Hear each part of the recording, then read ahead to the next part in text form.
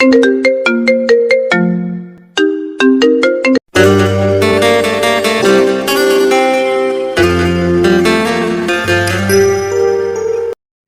নতুন ভালোবাসার গল্প পেতে আমাদের চ্যানেলটি সাবস্ক্রাইব করে পাশে থাকা বেল আইকনে ক্লিক করুন। ধন্যবাদ। অর্নিশা, আমি আপনাকে বিয়ে করতে চাই। ভরা মজলিসে এমন কথা শুনে বিস্ময়ে অভিভূত অঙ্গনা থমকে দাঁড়ালো। উপস্থিত সকলে হা করে গলায় স্থেথোস্কোপ ঝুলানো লোকটাকে দেখছে। গ্রামের হাসপাতালে ভালো ডাক্তার নেই বললেই চলে, থাকলেও তারা টাকার পেছনে ছুটে গরিব এই অসহায় মানুষগুলোকে প্রতিনিয়ত তুচ্ছ তাচ্ছিল্য আর অবহেলা করে যাচ্ছে। শহর থেকে ডাক্তার এসেছে বিনামূল্যে গ্রামের অসহায় মানুষগুলোকে সেবা প্রদান করতে। ডাক্তারদের ক্যাম্প বসেছে উত্তর পাড়ার মোড়ল বাড়িতে। তারা মোড়ল বাড়িতেই থাকছে। আশেপাশে গুঞ্জন শুরু হয়ে গিয়েছে। একটা প্রাপ্তবয়স্ক ছেলেটা সরাসরি একটা মেয়েকে বিয়ের প্রস্তাব দিচ্ছে। এটা তো যে সে কথা না, তারা যেন ফ্রিতে নাটক সিনেমা দেখছে। তার উপর এটা গ্রাম, এভাবে বিয়ের প্রস্তাব দেওয়াটা অবশ্যই অনুচিত। সেক্ষেত্রে সহকারী ডাক্তার ওরফে আবির এবার ছেলেটার দিকে তাকিয়ে বলল, রঙ্গন, এসব কি বলছিস? সবাই দেখছে। রঙ্গন ভাবুক দৃষ্টিতে তাকালো আবিরের দিকে। এক দেখায় কি করে এতটা পছন্দ হয়ে যেতে পারে? ওহো, প্রথম দেখা নয় তো, তাদের আগেও দেখা হয়েছে। সে এক সুন্দর মুহূর্ত। প্রেমে পড়ার অনুভূতি নিয়ে দ্বিধাদ্বন্দ্বে ভুগছিল রঙ্গন। এটা প্রেম নাকি অনুরাগ তার জানা নেই। মেয়েটাকে দেখা মাত্রই হৃদয়ে প্রণয়ের পুষ্প সপুষ্পিত হয়েছে। উতলা মন ভেসে বেড়াচ্ছে প্রেম তরঙ্গে। মেয়েটা কি সম্মোহিনী করতে জানে নাকি? এক অদ্ভুত মায়ায় জড়িয়ে যাচ্ছে রঙ্গন। এভাবে হুট করে বিয়ের প্রস্তাব দেওয়াটা নিহাতি বোকামি। এই ভুলটা তার কল্পনাতীত ছিল। তবে সে তো কথাটা একান্ত নিচু স্বরে অর্নিশাকে বলেছিল। সবাই শুনে ফেলেছে, এতে তারও দোষ নেই। কথাটা পাঁচকান হতে খুব বেশি সময় লাগবে না। আবির ব্যাপারটাকে সামাল দিতে সকলের উদ্দেশ্যে বলল, আপনারা এখন যান, কাল আবার এখানে চেক আপ করা হবে। আবিরের কথা অনুযায়ী ভিড় কমাতে শুরু করলো। অর্নিশা তখনও তার মায়ের সাথে এইখানেই দাঁড়িয়ে আছে। ছুটে বাড়ির ভেতর চলে যেতে চেয়েছিল, কিন্তু মা যেতে দেয়নি। তিনিও ব্যাপারটা খুঁটিয়ে খুঁটিয়ে দেখতে চাইছেন। আবির চেয়ার ছেড়ে উঠে গিয়ে দাঁড়ালো রঙ্গনের পাশে। কানের কাছে ধীর কণ্ঠে শুধালো, একটু আগে যে কথাটা বললি সেটা কি সজ্ঞানে বলেছিস? হ্যাঁ, ওনাকে আমি পছন্দ করি, বিয়ে করতে চাই। কিন্তু আমি আপনাকে পছন্দ করি না, আর না বিয়ে করব। রঙ্গন এক দৃষ্টিতে তাকালো অর্নিশার মুখপানে। মেয়েটা যে তাকে এত সহজে মেনে নেবে না তা সম্পর্কে কিছুটা হলেও সে অবগত। এদিকে মেয়ের কথায় থমথমে মুখে তাকালেন অঞ্জু বেগম। উত্তরটা হয়তো ওনার পছন্দ হয়নি। এতক্ষণ তো হাতে চাঁদ পাওয়ার মতন খুশি ছিলেন। চোখ মুখ খুশিতে চিকচিক করছিল ওনার। ভালো ছেলে কেউই হাতছাড়া করতে চাইবে না, তার উপর ডাক্তার ছেলে। তিনি গদগদ সুরে মেয়েকে ফিসফিসিয়ে জিজ্ঞেস করলেন, কেন করবি না? ছেলে দেখতে শুনতে ভালো, উপরন্তু ছেলে ডাক্তার। তাই বলছি, এ নিয়ে সমস্যা বাঁধাস না, এ নিয়ে পরে কথা হবে।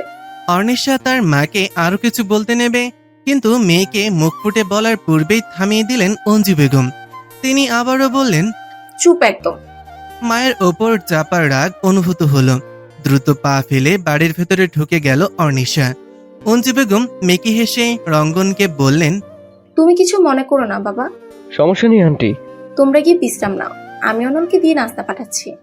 অঞ্জু বেগম হাতে থাকা ব্যাগগুলো নিয়ে বাড়ির ভেতর চলে গেলেন।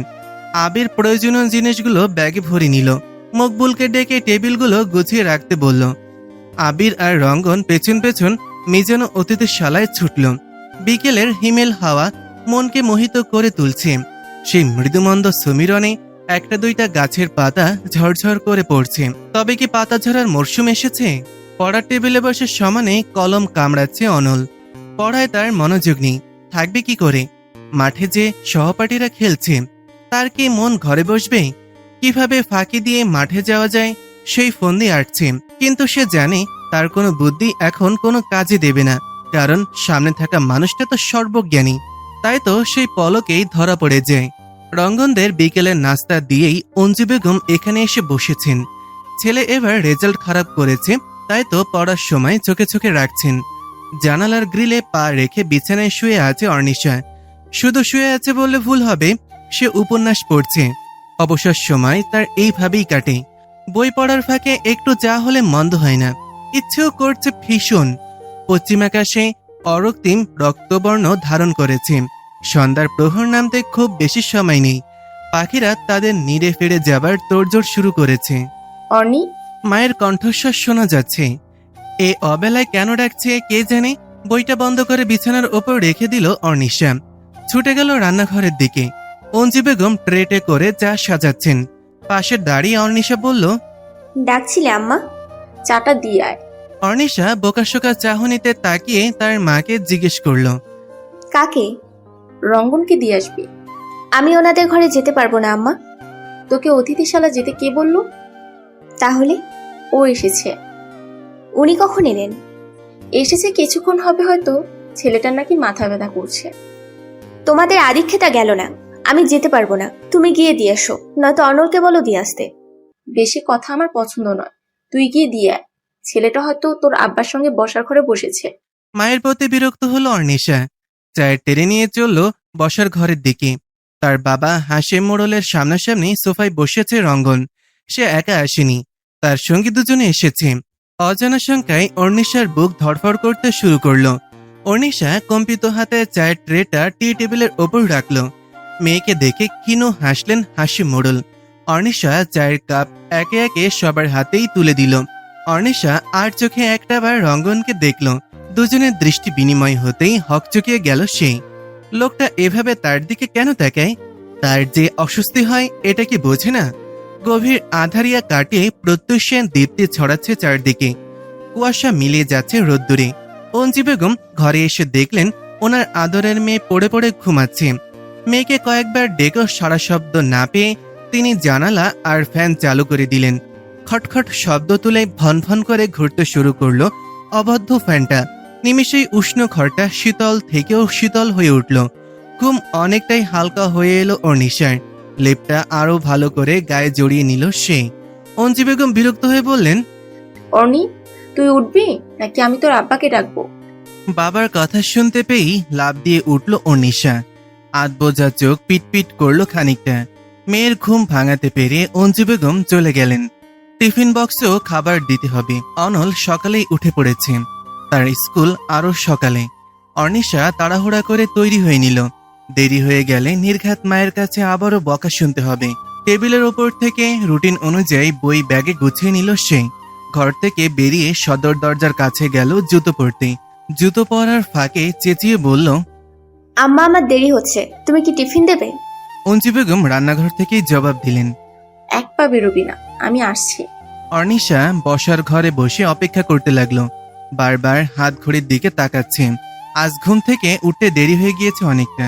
অঞ্জু বেগম যেদিন না জাগাবে সেই দিনে ঘুম থেকে উঠতে দেরি হবে। আজও ঠিক তাই হলো। অঞ্জু বেগম টিফিন বক্স হাতে নিয়ে বেরিয়ে এলেন। মেয়ের হাতে টিফিন বক্স ধরিয়ে দিয়ে বললেন, খাবার ঘুরিয়ে নিয়ে এলে তোর একদিন কি আমার একদিন। রেড অ্যালার্ট পেয়ে গেছি আম্মা। হেসে উঠলেন অঞ্জু বেগম। মেয়ের মাথায় হাত বুলিয়ে দিলেন। অর্নিশা তার মায়ের কাছ থেকে বিদায় নিয়ে বেরিয়ে পড়ল। অবশ্য বেরোনোর পথে একজনের সঙ্গে দেখা হয়েছিল। খুব একটা পাত্তা দেয়নি অর্নিশা। সময় নষ্ট করার কোনো মানেই হয় না। ইতিমধ্যে সূর্যের উত্তাপ বাড়ছে। শীতশীত আবহে রোদের তপ্ততা খুব বেশি নয়। চুলে লম্বা দুইটা বেনুনি গাঁথা, গায়ে সাদা জামা আর ওপরে সাদা অ্যাপ্রন, কাঁধে ব্যাগ ঝুলানো। গ্রামের মেঠো পথে এক চিনতে হাঁটছে অর্নিশা। এরই মাঝে একজন পেছন থেকে বলে উঠলেন, কি গো মাইয়া, তোমার নাকি বিয়া ঠিক হয়েছে বড় ডাক্তারের লগে? প্রতিবেশী মহিলার কথায় কি উত্তর দেবে ভেবে পেল না অর্নিশা। এরা তিল থেকে তাল বানিয়ে দিচ্ছে বিষয়টাকে। না জানি আর কি কি শুনতে হয়। কিছু বলার জন্য উদ্যত হতে গিয়েও থেমে গেল সে। কোনো উত্তর না দিয়ে চলে গেল। আচ্ছা, কলেজে গিয়েও কেউ এমন কোনো উদ্ভট কথা শুনতে হবে? হাসিম মোড়ল হচ্ছেন গ্রামের চেয়ারম্যান। সেক্ষেত্রে সকলে তো তাকে এক নামেরই চেনার কথা। ইতিমধ্যে হয়তো পুরো গ্রামে উঠে গেছে। কথা আছে না, যা রটে তা আংশিক হলেও ঘটে। ঘটছেই তো। ভরা মজলিসে একটা লোক তাকে বিয়ের প্রস্তাব দিয়েছে। অর্নিশা হাঁটতে হাঁটতে অনেক পথ চলে এসেছে। বিস্তীর্ণ ফসলের ক্ষেতে আঁকাবাঁকা আল পেরিয়ে পিচঢালা রাস্তায় এসে পৌঁছেছে সে। এবার যেন হাঁপ ছেড়ে বাঁচল। এতক্ষণ গায়ের চেনা পরিচিত অনেকেই কেমন আর চোখে দেখছিল। বড্ড অস্বস্তিতে ছিল অর্নিশা। গার্লস স্কুল পেরিয়ে কলেজ, বন্ধুদের মাঝে অনেকেই একসঙ্গে বসে আড্ডা দিচ্ছে। ক্লাস এখনো শুরু হয়নি। বান্ধবীদের সঙ্গে সময় কাটালে হয়তো মেজাজ কিছুটা ঠিক হবে। ব্যাগ রেখে অর্নিশা তার বান্ধবীদের কাছে গেল। তাকে দেখা মাত্র সকলে চেঁচিয়ে বলল, তা বিয়ে কবে অনি? আবার অস্বস্তিতে পড়তে হলো অর্নিশাকে। ইতিমধ্যে অনেকের দৃষ্টি তার দিকে আবদ্ধ। অর্নিশা এদিক সেদিক তাকে বোঝার চেষ্টা করলো, বেশি মানুষ নেই তো। কপট রাগ দেখিয়ে মৃদুস্বরে বলল, কি শুরু করলি তোরা? একটা দিনও পেরোলো না, তোরা ঘটনাকে তিল থেকে তাল বানিয়ে ফেলেছিস। আমার জাস্ট অসহ্য লাগছে সবকিছু। সকাল থেকে এই এক প্রশ্নই শুনতে শুনতে অধৈর্য হয়ে পড়েছে অর্নিশা। তাকে এভাবে কথা বলতে দেখে সকলে অবাক হলো। বাকিরা সবাই চুপ করে থেকে গেলেও একজন রাগে ফেটে যাচ্ছিল। বাকিদের মাঝে এসে বসে থাকা সেই মেয়েটা সামনে উঠে দাঁড়ালো। অর্নিশা নিজের ভাবনায় এতটাই মশগুল যে সবকিছুই দিশাহীন লাগছে। মেয়েটা কাছে এসে বলল, ঘটনা তো ঘইটাই গেছে, আমগো তেজ দেখায়া কি হইব? মাইশার কথায় তাল দিয়ে রুমি বলল, আমগো মুখ চুপ করাইতে পারলেও গ্রামের সকলের মুখ চুপ করাবি কেমনে? আচ্ছা ফাঁসা ফেসেছে অর্নিশা। অনেকটা সময় চুপ করে রইল। কারো প্রশ্নের উত্তর দিতে ইচ্ছে করলো না। তার মনে জমে থাকা সকল নালিশগুলো রাগে রূপান্তরিত হলো। সব রাগ গিয়ে জমা হচ্ছে রঙ্গনের ওপর। সব দোষ এই লোকের। এই কথাগুলো কেন লোকটা এতগুলো মানুষের সামনে বলতে গেল? সবকিছু তো তার হাতের নাগালের বাইরে। অর্নিশা সকলের কাছে সরি বলে ক্লাসে চলে গেল। তার যাওয়ার পানে তাকিয়ে থেকে ভেঙচি কাটলো মাইশা। কলেজ থেকে যাওয়ার পথে একজনকে দেখে থমকে দাঁড়ালো অর্নিশা। লোকটাকে দেখলেই অন্যরকম কিছু অনুভূত হয়। আচ্ছা, সে প্রেমে পড়ছে না তো? না না, তা কি করে হয়? তার প্রেমে যে পড়া বারণ। বিয়ের পর বরের প্রেমে পড়বে বলে মনস্থির করেছিল সে। তবে তার বিয়ে তো এখনো অনেক বছর বাকি। এ কারণে সমস্ত অনুভূতিকে উপেক্ষা করতে হবে। তবুও অর্নিশা বেহায়া চোরা চাহনিতে রঙ্গনকে দেখল। লোকটার মুখ থেকে যেন হাসি সরেই না। হাসলে ডান গালে আবছা টোল দৃষ্টিগোচর হয়। মেদহীন বলিষ্ঠ দীর্ঘ দেহ, গুটি কয়েক দাড়ি উকি দিচ্ছে শ্যাম কপল জুড়ে। নিঃসন্দেহে লোকটা একজন সুপুরুষ, যে কেউই প্রেমিক পুরুষ হিসেবে চাইবে। রঙ্গনকে অপছন্দ হয়েছে এমনটাও না, কিন্তু তার যে বিয়ে নামক সম্পর্কে খুব অ্যালার্জি, এর চেয়ে বড়সড় একটা কারণ আছে। তাই তো বিয়ে নামক বন্ধনে আবদ্ধ হতে চায় না। নিজের ভাবনার মাঝে অর্নিশা বুঝতে পারল রঙ্গন তাকেই দেখছে। কিংকর্তব্য বিমূঢ় রমণী আমতা আমতা করে বলল, প্লিজ আপনি এভাবে তাকাবেন না, আমার অস্বস্তি হয়। ঠোঁটের কোণে হাসির রেখা আরো প্রসারিত করে রঙ্গন বলল, কিন্তু আমি যে অন্য কিছুর আভাস পাই। অর্নিশা ভুরু কুঞ্চিত করে বলল, মানে? প্রেমে পড়েননি তো? যত যাই বলুন, প্রতিনিয়ত আমি আপনার প্রেমের অতল গহ্বরে তলিয়ে যাচ্ছি। এটা কি প্রেমের বয়স? প্রেমের কোনো বয়স হয়? হয় না বুঝি। রঙ্গন দুপাশে মাথা ঝাঁকিয়ে বলল, হুম।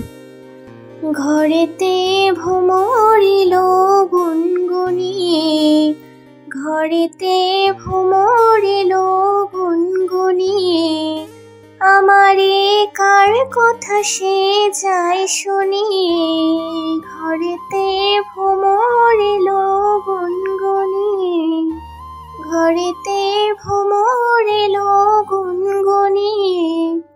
নিজের কাজে বিভোর অর্নিশা গুনগুন করে গাচ্ছে। আজ রোদের প্রতপ্ততা প্রখর।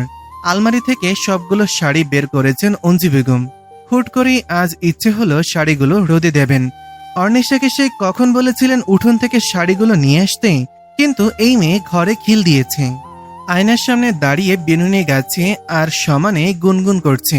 ভ্রমর কি আদতেও তার কথা শুনতে আসবে? ঘরের বাইরে থেকে অঞ্জু বেগমের বাজখাই কণ্ঠ ভেসে এলো। তিনি বললেন, তিনি বলছেন, আজ যদি তুই দরজা না খুলিস তাহলে তোর একদিন কি আমার একদিন। অর্নিশা চটজলদি উঠে দাঁড়ালো। কণ্ঠস্বর শুনে মনে হলো তার মা আজ বেশ ক্ষেপেছেন। মায়ের রাগ একবার মাথায় উঠে গেলে আর রক্ষে থাকে না, গোষ্ঠী শুদ্ধ উদ্ধার করে ফেলবেন। অর্নিশা দরজার কাছটায় দাঁড়িয়ে বলল, এতক্ষণে শাড়িগুলো তুমি ফুলখালাকে দিয়েও আনাতে পারতে আম্মা। ভুল ভানো তরকারি করছে, তোকে যেটা বলছি সেটা কর। অর্নিশা খানিকটা বিরক্তিভাব নিয়ে বলল, যাচ্ছি। দরজা খুলে বড় বড় পা ফেলে ঘর থেকে বেরিয়ে গেল সে। লম্বা বিনুনি হাঁটার সঙ্গে কোমরের নিচ অব্দি দুলে উঠছে। অঞ্জু বেগম গিয়ে রান্নার কাজে মনোনিবেশ করলেন। এখন তাড়াহুড়া না করলে রান্নাতে দেরি হয়ে যাবে। এরপর শুরু হবে হাসিম মোড়লের চেঁচামেচি। তার চেয়ে বরং আগে থাকতে কাজ এগিয়ে রাখা ভালো। এদিকে রোদ পুরো মুখে লাগছে, তপ্ত থাকায় পুরো মুখটা লাল হয়ে গিয়েছে অর্ণিশার। তার মা একদিনই সব শাড়ি রোদে দিয়েছেন, এতে করে সে খুব বিরক্ত। তাড়াহুড়া করছে অর্ণিশা। ফুল ছাড়া লম্বা বিনুনি শোভা পায় না। চেনা কণ্ঠস্বর শ্রবণ হলেও সেদিকটায় তাকালো না অর্ণিশা। নিজের মতন করে রশিতে ঝুলিয়ে রাখা শাড়িগুলো হাতে নিতে শুরু করলো। গুনে গুনে 25টা শাড়ি হয়েছে এখানে। এক প্রকার হাঁপিয়ে উঠেছে। শাড়ির পাহাড়ে তাকে চেনা তো ভালো করে দেখাও যাচ্ছে না, ঠিক করে হাঁটতেও পারছে না বেচারি। দেখে না চললে পড়ে যাবে এমন একটা অবস্থা। আড়াল থেকে একবার রঙ্গনকে দেখে নিল। লোকটা এখনো একই ভঙ্গিতে দাঁড়িয়ে আছে। এই লোকটার কি কোনো কাজ টাজ নেই নাকি? ভেবে পায় না অর্ণিশা। আবারও সেই পুরুষালী গম্ভীর কণ্ঠস্বর শুনতে পেল সে। আমি হেল্প করি? আপনার কি আর কোনো কাজ নেই? যখনই দেখি এদিক সেদিক ঘোরাঘুরি। আপনি বুঝি আমাকে দেখেন? হকচকিয়ে গেল অর্ণিশা। রঙ্গন আবারও বলল, কাজ তো অনেক আছে। তাহলে নিজের কাজ করুন। সেটাই তো করছি। রঙ্গনের আবচা কথা বোধগম্য হলো না অর্ণিশার। ভ্রুযুগল কুচকে এলো। কোনো কিছু না বলেই চলে যেতে নিল। রঙ্গন ক্ষিপ্র গতিতে সামনে এসে কতরত করে দাঁড়ালো। হঠাৎ করে এমন হওয়ায় অর্ণিশা ধাক্কা খেলো বটে। হাত থেকে কিছু শাড়ি পড়ে যেতে নিলে রঙ্গন সাহায্য করলো। কোনো কথা বাড়ালো না অর্ণিশা। রঙ্গনের হাতে থাকা গুটি কয়েক শাড়ি না নিয়ে বাড়ির ভেতরে চলে গেল। তার পেছন পেছন রঙ্গনও গেল। তাকে দেখা মাত্র ব্যস্ত হয়ে পড়লেন অঞ্জু বেগম। এদিকে বিছানার উপর বসে হাঁপ ছেড়ে বাঁচল অর্ণিশা। এবার একটু আরাম করা যাবে। অনেকটা সময় রোদে থাকার কারণে শাড়ির থেকে তাপ উঠে আসছে। অর্ণিশা শুয়ে সেগুলো জাপটে ধরল। আরাম লাগছে, ঘুম চলে আসছে। বাহির রোদ থেকে এসে ঈশ্বর ঠান্ডা লাগতে শুরু করলো। গোসল করেছে অনেক সময় আগে। জোহরের নামাজ আদায় করে আয়নার সামনে বসেছিল। সর্দি লেগেছে বিধায় আজ চুল ভেজানো হয়নি। ঘন কৃষ্ণগুচ্ছ একবার সিক্ত হলে সহজে শুকাতে চায় না। অর্ণিশার অক্ষিদয় স্থির হলো মেরুন রঙা বেনারসিতে। এই শাড়িটা তার মায়ের বিয়ের শাড়ি। অঞ্জু বেগম এত বছর ধরে খুব যত্নে আগলে রেখেছেন শাড়িটাকে। এক সুন্দর মুহূর্তের সাক্ষী এই শাড়ি। প্রত্যেকটা শাড়ি আলতোভাবে হাতড়ে যাচ্ছে অর্ণিশা। এ অবধি কখনো শাড়ি পরা হয়নি তার। শাড়ি জিনিসটা তার কাছে এক প্রকার ভেজালেরই মনে হয়। কখনো সাত করেও পড়তে চায়নি, ইচ্ছাও হয়নি কখনো। কিছুক্ষণের মাঝেই অঞ্জু বেগম ঘরে এলেন। অর্ণিশা শাড়িগুলো উঠোন থেকে এনেছে, ঘন্টা পেরিয়ে গেছে। এখনো যেমন অবস্থায় তেমন অবস্থাতেই বিছানায় পড়ে আছে। বিরক্ত হলেন অঞ্জু বেগম, তবে তা প্রকাশ করলেন না। অর্ণিশা মেরুন রঙা বেনারসিটা নিজের হাতে নিয়ে বলল, আম্মা, তোমার এই শাড়িটা খুব সুন্দর। এই শাড়িটা তোর আব্বা নিজে পছন্দ করে আমার জন্য কিনেছিলেন। বিয়েতে আমি এই শাড়িটা পরেছিলাম। তোমাকে তো তাহলে খুব সুন্দর মানিয়েছিল, তাই না? অঞ্জু বেগম সলজ্জে হেসে বললেন, তোর আব্বা তো হা করে চেয়েছিল। আম্মা, আমার তো তোমাদের প্রেম উপন্যাস জানার আগ্রহ তরতর করে বাড়ছে। পরে শুনিস, এখন উঠে দাঁড়াতো। অঞ্জু বেগম মেয়ের হাত ধরে দাঁড় করালেন। মেরুন রঙা বেনারসিটা অর্ণিশার গায়ে জড়ালেন। এরপর এক দৃষ্টিতে চেয়ে রইলেন কিয়ৎক্ষণ। 20 বছর আগে নিজেকে অর্ণিশার মাঝে দেখতে পেলেন তিনি। চোখ টলমল করে উঠল অঞ্জু বেগমের। মেয়ের চিবুক ছুঁয়ে বললেন, মাশাআল্লাহ, খুব সুন্দর লাগছে আমার মেয়েকে। মায়ের কথায় অর্ণিশা খানিকটা লজ্জা পেল। আচ্ছা, বউ সাজলে কি তাকেও অদ্ভুত সুন্দর লাগবে? জানতে হলেও তো বউ সাজা প্রয়োজন। নিজের ভাবনাতেই নিজেই বিরক্ত হলো অর্ণিশা। অঞ্জু বেগম শাড়ি ভাঁজ করায় মনোযোগী হলেন। অর্ণিশা সাহায্য করতে হাতে হাত লাগালো। এরই মাঝে অনল এসে উপস্থিত হলো তার মায়ের ঘরে। এসে ডাকতে শুরু করলো অর্ণিশাকে। আপা, একটু চল আমার সঙ্গে। দেখছিস তো কাজ করছি, এখন কোথাও যেতে পারবো না। আম্মা, তুমি একটু আপাকে বলো আমার সঙ্গে যেতে। কাজের মধ্যে থাকলে বিরক্ত বোধ করেন অঞ্জু বেগম। আজও তার অন্যথা হলো না। বাজখাই স্বরে শুধালেন, কি এমন রাজ্যের কাজ জমেছিস যে অনেকে ছাড়া হচ্ছে না? অনলের মুখটা ফাটা বেলুনের মতো চুপসে গেল। আমতামতা করতে শুরু করলো। অঞ্জু বেগম মেয়েকে উদ্দেশ্য করে বললেন, এই অকর্মণ্য কিসের জন্য ডাকছে, গিয়ে দেখে আয়। অর্ণিশা প্রত্যুত্তর করলো না, তবে চোখ গরম করে তাকালো অনলের দিকে। ছেলেটা ফ্যালফ্যাল করে ওদের দিকেই তাকিয়ে। আবার মেকি হাসছে বইকি। বড় বড় পা ফেলে ঘর থেকে বের হলো অর্ণিশা। তার পিছু পিছু অনলও ছুটলো। বিছানায় বসে বিশ্রাম নিচ্ছেন হাসেম মোড়ল। একাগ্র চিত্তে কিছু একটা ভেবে যাচ্ছেন বেশ অনেকটা সময় ধরে। দুপুরে নামাজ পড়ে যখন মসজিদ থেকে বের হচ্ছিলেন, তখনই গ্রামের কয়েকজন এসে দাঁড়ালো ওনার সামনে। বিগত দিনে ঘটে যাওয়া ঘটনাটা যে অনেকেই জেনে গেছে সেই সম্পর্কে অবগত হাসেম মোড়ল। সেই সাথে ছেলেটাকে আবার নিজ গৃহে থাকতে দিয়েছেন। বদনাম হতে খুব বেশি সময় লাগবে না। কি এত ভাবছো অনির আব্বা? বুঝলে অনির আম্মা, ইতিমধ্যেই গ্রামের অনেকেই জেনে গেছে মেয়ের বিয়ে ঠিক হবার কথা, অথচ এখানে বিয়ের নাম গন্ধও নেই। গ্রামবাসী তো তিল থেকে তাল বানাতে উস্তাদ। তবে তুমি যাই বলো, রঙ্গন ছেলেটাকে আমার ভারী পছন্দ হয়েছে। আজকালকার সময়ে এরকম ভদ্র ছেলে পাওয়া দুষ্কর। যার তার হাতে তো আমার মেয়েকে তুলে দিতে পারি না, আমি লোক লাগিয়েছি। কালকের মাঝেই সমস্ত খোঁজ খবর পেয়ে যাব। তুমি যা ভালো মনে করো। ছেলে বড় ডাক্তার। আমি ভাবছি অন্য কথা। অঞ্জু বেগম গিয়ে ওনার স্বামীর পাশে বসে বললেন, কি কথা গো? আমি তো মেয়ের বাবা, আমাকে অনেক কিছু চিন্তা করে সিদ্ধান্ত নিতে হবে। মেয়ের সুখটাই আমার কাছে বেশি প্রাধান্য পাবে। রঙ্গনকে যে আমার অপছন্দ এমনটা নয়, ছেলেটাকে আমিও পছন্দ করি। তবে তবে কি? বিয়ে কথা বাড়ানোর পর যদি থেমে যায়, তাহলে তো আমাদের মেয়ের বদনাম। লোকে ভাববে মেয়ের কোনো ত্রুটি আছে। এমন কথা তুমি কবে থেকে মানতে শুরু করলে? মেয়ের বাবাদের অপারগতা বিশাল। তারা সন্তানের ভালোর জন্য সবকিছু করতে পারলেও সমাজের মুখ বন্ধ করতে পারে না। অঞ্জু বেগম একধানে স্বামীর মুখশ্রী পানে চেয়ে রইলেন। হাসিম মোড়ল কিছুক্ষণ চুপ থেকে আবারও বললেন, আমাকে একটু সদরের দিকে যেতে হবে। কেন? আর এই অবেলায় কোথায় বা যাবে তুমি? একটা কাজ আছে। কথাটা বলেই সাদা পাঞ্জাবি আর টুপিটা পকেটে পুরে নিলেন হাসিম মোড়ল। আয়না একবার তাকিয়ে আসছে বলে ঘর থেকে বেরিয়ে গেলেন। অঞ্জু বেগম বিছানা ঝাড় দিয়ে নিজেও ঘর থেকে বের হলেন। হাতের কিছু কাজ এগিয়ে রাখা প্রয়োজন। মাত্রই এশারের নামাজ পড়ে বাড়িতে ফিরছেন হাসিম মোড়ল। সেই যে বিকেলের দিকে সদরে যাবেন বলে বেরিয়েছিলেন, সবে ফিরলেন তিনি। ওনাকে দেখা মাত্রই রঙ্গন ধীর পায়ে এগিয়ে সামনে দাঁড়ালো। ক্ষীণস্বরে সালাম জানালো সে। হাসিম মোড়ল সালামের জবাব দিলেন, ভালো মন্দ জিজ্ঞেসও করলেন। রঙ্গনের চোখের ভাষা এবং কিছু বলতে চাওয়ার আকুলতা বুঝতে পারলেন, তবুও প্রকাশ্য করলেন না। ছেলেটা নিজ থেকেই বলুক।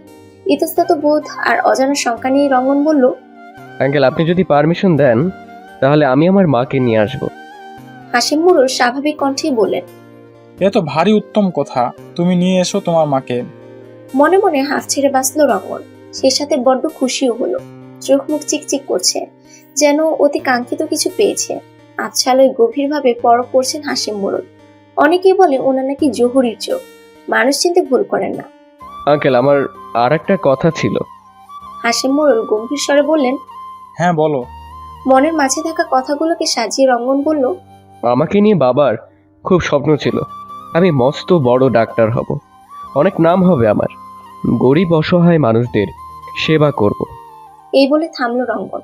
কণ্ঠনালীতে হরতাল নেমেছে। বলার মাঝেও কথাগুলো থেমে থেমে আসছে। হাসিম মোড়ল পরবর্তী কথা শোনার জন্য অধীর আগ্রহে চেয়ে আছে। নিজেকে ধাতস্থ করে রঙ্গন আবারও বলল, আজ আমি ডাক্তার, গরিব অসহায় মানুষদের সেবা করার চেষ্টা করি, অথচ আমাকে নিয়ে স্বপ্ন দেখা সেই বাবাটাই নেই। এখন দুনিয়া বলতে শুধুই আমার মা। নিজের জন্য অর্ধাঙ্গিনী আর মায়ের জন্য একজন বন্ধু হিসেবে আপনার মেয়েকে চাইছি। হাসিম মোড়ল রঙ্গনের চোখে চোখ রাখলেন। ছেলেটার চোখের পানি টলমল করছে, যেন যে কোনো মুহূর্তে কান্না করে দিবে। মায়া হলো হাসিম মোড়লে। কিছু একটা মনে করে রঙ্গনকে জড়িয়ে ধরলেন তিনি। আজ বহুদিন পর শ্রদ্ধার ভরসা হাত খুঁজে পেল রঙ্গন। হাসিম মোড়ল এবার রঙ্গনের বাহুতে আলতো হাত রেখে বললেন, হ্যাঁ বল, আমি তোমাকে বিশ্বাস করি। তোমার হাতে আমার অমূল্য রত্ন তুলে দিতে কোনো আপত্তি নেই।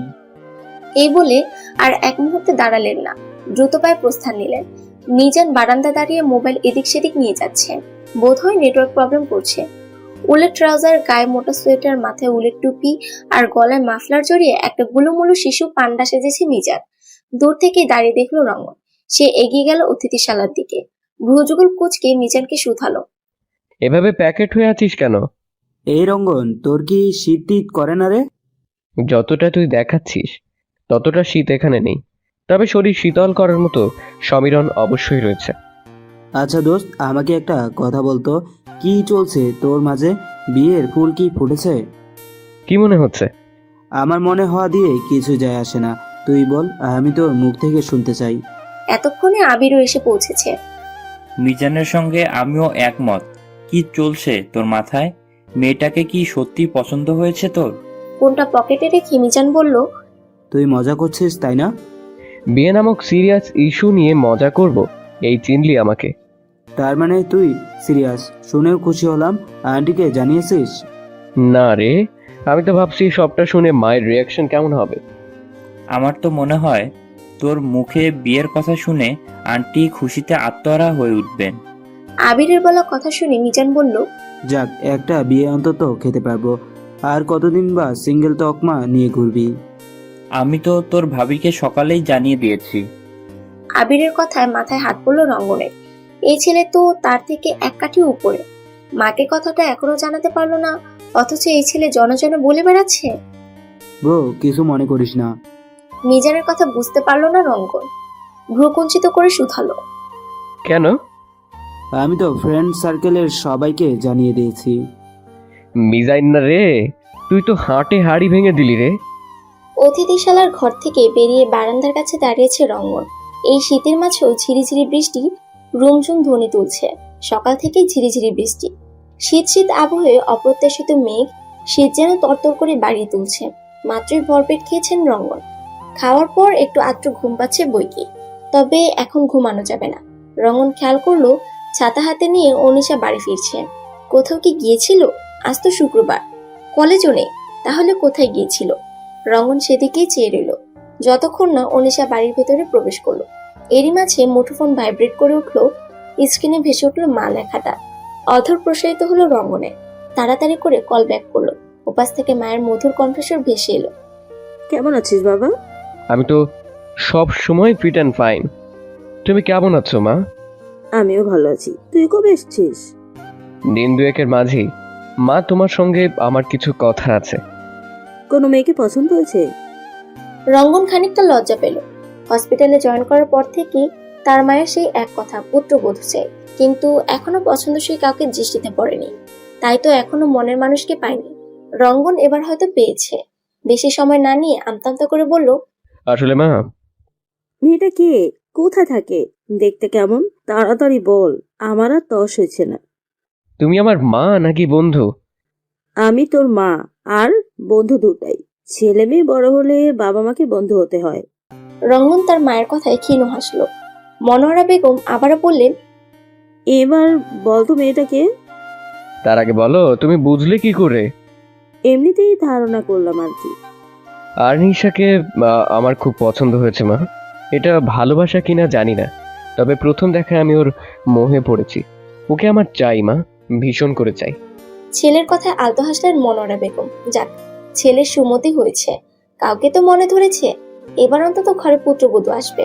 খুশি হলেন তিনি। ছেলেকে শুধালেন, মেয়ের বাড়ি কোথায়? আমরা ক্যাম্পিং এর জন্য যে বাড়িতে থাকছি সেই বাড়ির মেয়ে। আমাকে কবে আসতে হবে?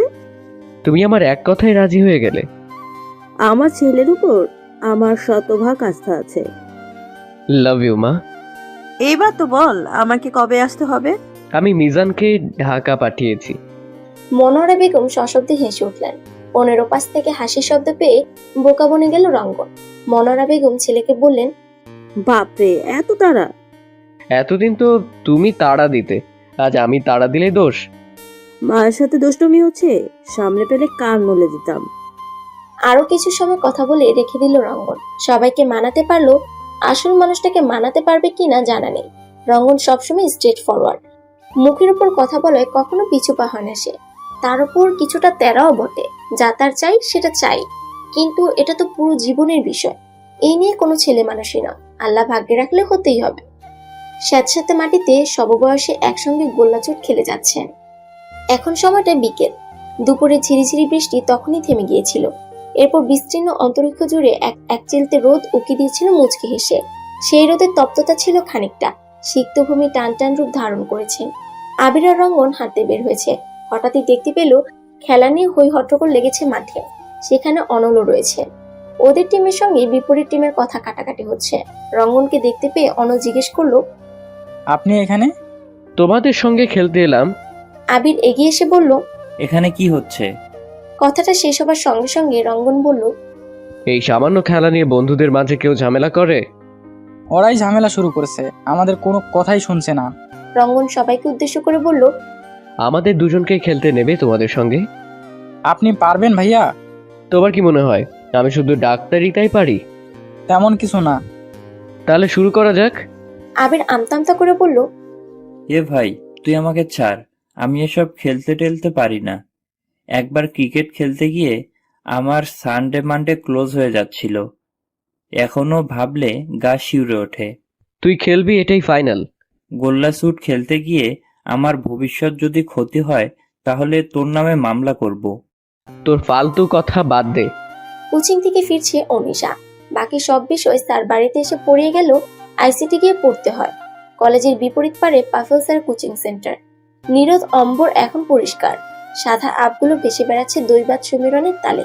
দুপুরে একটু বাড়ি থেকে বের হয়েছিল, এরপর বাড়ি ফিরে খাবার খেয়ে আবারও বের হয়েছিল কোচিং এর উদ্দেশ্যে। পড়া দিঘির পাশের মাঠ থেকে হৈহুল্লোর আওয়াজ ভেসে আসছে। বাড়ি ফিরতে হলে ওই রাস্তা দিয়ে ফিরতে হবে। অনিশা সেদিকে তোয়াক্কা না করে এগিয়ে গেল, ধীর পায়ে হাঁটতে শুরু করলো। দূর হতেই অনলের কণ্ঠস্বর আচ্ছা শুনতে পেল অনিশা। মুখ তুলে তাকালো মাঠের দিকে। অনেক ছেলেপুলের ভিড় জমেছে। অনলের সমবয়সী সব বন্ধুরা খেলছে। বিস্তীর্ণ ফসলের ক্ষেতের আলে দাঁড়িয়ে বসে রয়েছে ছোট ছোট ছেলেমেয়েরা। এরা মূলত খেলা দেখছে। অনিশা দেখতে পেল আবির আর রঙ্গনও এইটুকুন ছেলেপুলেদের সঙ্গে খেলছে। হাসি পেল অনিশার। কিছুক্ষণ দাঁড়িয়ে থেকে দেখতে পেল রঙ্গনের পেছন পেছন কয়েকজন ছেলে আর আবির ছুটছে। হঠাৎই দৃষ্টি আটকে গেল অদূরে দাঁড়িয়ে থাকা রমণীর দিকে। সেই প্রণয়ও কি তাকে দেখছে? খেলাতে আর মনোনিবেশ করতে পারল না রঙ্গন। অমনি খেলা থেকে আউট হয়ে গেল সে, আর জিতে গেল বিপরীত পক্ষ। অনল এগিয়ে এসে বলল, এটা কি করলেন ভাইয়া? আপনার জন্য তো আমরা হেরে গেলাম। এই রঙ্গন, তুই এটা কি করলি? ওদিকে কি দেখছিস তুই? ভাবনার গোড় কাটলো রঙ্গনের। এলোমেলো কণ্ঠস্বরে বলল, এই না না, কিছু দেখছি না তো। আবির তারপরও এদিক সেদিক তাকিয়ে দেখতে লাগলো। আশানুরূপ কাউকে দেখতে পেল না সে। রঙ্গনের সঙ্গে দৃষ্টি বিনিময় হওয়ার সাথে সাথেই সেখান থেকে চলে গিয়েছিল অনিশা। অনল আর রঙ্গনও সেদিকটা তাকালো, তারাও কাউকে দেখতে পেল না। মেদিনীর বুকে সাজক প্রহর নামছে একটু একটু করে। নানান প্রজাতির পাখিরা তাদের ডানা দুটো ঝাপটে উড়ে যাচ্ছে বিস্তীর্ণ অন্তরিক্ষ জুড়ে। নিরে ফেরার তারা বুঝি খুব। অনিশা তার ঘরে জানালার দুয়ার ঘেঁষে দাঁড়িয়ে বাহিরের দিকটা চেয়ে আছে। দেখে বোঝা যাচ্ছে কারো ফেরার অপেক্ষায় আছে সে। আচ্ছা, পাখিরা তো তাদের নিরে ফিরে যাচ্ছে, তাহলে তার কাঙ্ক্ষিত মানুষটা দেখা কেন মিলছে না? আদতে কি আসবে সেই মানুষটা? অবশ্যই সে যে আসবে, কিন্তু অপেক্ষা প্রহর যে শেষ হয় না। আর অনিশাও সেখানে বেশিক্ষণ দাঁড়িয়ে থাকতে পারলো না। হঠাৎ করেই ঘরের ভেতর অঞ্জু বেগমের আগমনে হুক চুকিয়ে গেল সে। আমতামতা করতে শুরু করলো। এই অবেলায় জানালা খোলা রাখার জন্য মায়ের কাছে একটা ঝাড়ি খেলো বই কি। কিংকর্তব্য বিমূঢ় অঙ্গনা ক্ষিপ্র হস্তে জানালা আটকে দিল। এরই মাঝে গেট পেরিয়ে উঠোনোর কাজটা এলো রঙ্গন, আবির এবং অনল। তবে অপেক্ষাকারী চাতক পাখির দেখা আর মিলল না। সে যে জানালার দুয়ার আটকে দিয়েছে। কিছুক্ষণ পরে হয়তো মাগরিবের আজান পড়বে। অনেকটু দেখে যেত মা। মায়ের ডাকে সাড়া দিয়ে একাডেমিক বই টেবিলের উপর রেখেই অনিশা রান্নাঘরের দিকে ছুটল। কিসের জন্য ডাকছেন সেটাও তো জানা প্রয়োজন। খুব বেশি দরকার না পড়লে তো তার মা ডাকেন না, সবটা একা হাতে সামলান তিনি। এখনো ঠিক সেটাই করার চেষ্টা করছেন। চুলায় তরকারি বসিয়েছেন। বাড়িতে বাড়তি মানুষ থাকায় 3 বেলায় রান্না করতে হয় ওনাকে। এমনিতে রান্নার ক্ষেত্রে কাটাকুটি কাজ ফুলবানুই করে দেন। এটো প্লেট ধুয়ে রাখা আরো কিছু কাজ ফুলবানু নিজেই করে রাখে। তবে আজ যে সে কাজে আসেনি, তার ছোট ছেলেটা নাকি অসুস্থ। দুপুরে সে টাকা নিয়ে গিয়েছে ওষুধ আনবে বলে। এদিকে রান্নাঘরের ভিতরে প্রবেশ করে অনিশা বলল, আমাকে ডাকছিলে আম্মা? আমাকে একটু সাহায্য কর, ফুলবানু আজ আসেনি। তোর আব্বা একটু পরেই হয়তো নামাজ পড়ে চলে আসবে। রান্না এখনো হয়নি, আবার ওদেরও তো খাবার দিতে হবে। উলের সোয়েটারের হাতা কোণে পর্যন্ত তুলে অনিশা জিজ্ঞেস করলো, আমাকে কি করতে হবে? প্লেটগুলো ধুয়ে দিবি আর ফুলকপি, বেগুন, আলু, সিম কেটে রাখবি। তোর আব্বা সবজি দিয়ে রুই মাছ খেতে চেয়েছেন। আচ্ছা আম্মা। অনিশা তার কাজে লেগে পড়লো। প্রথমে সবজিগুলো কেটে তারপর ধোয়াধুয়ির কাজ করবে। এই ঠান্ডায় বারবার ঠান্ডা পানি ছোঁয়া একদমই ভালো না। অতশত কাজের মাঝে মেয়ের সর্দি লাগার ব্যাপারটা বেমালুম ভুলে গেলেন অঞ্জু বেগম। অনিশা নিজের কাজে মনোনিবেশ করলো। আলুর খোসা ছিলতে গিয়ে ডান হাতে তর্জনীর নখের কাছে বেশ অনেকটাই কেটে গিয়েছে। মুহূর্তের মাঝেই হাত রঞ্জিত হয়ে উঠল। টু শব্দ করলো না অনিশা, তাতে যে মা জেনে যাবেন। এখন আবার হাত কেটে যাওয়ার কথা শুনলে হয়তো কষ্ট পাবেন অঞ্জু বেগম। তাই আর অনিশা তার মাকে ডাকলো না বা কিছু বললো না।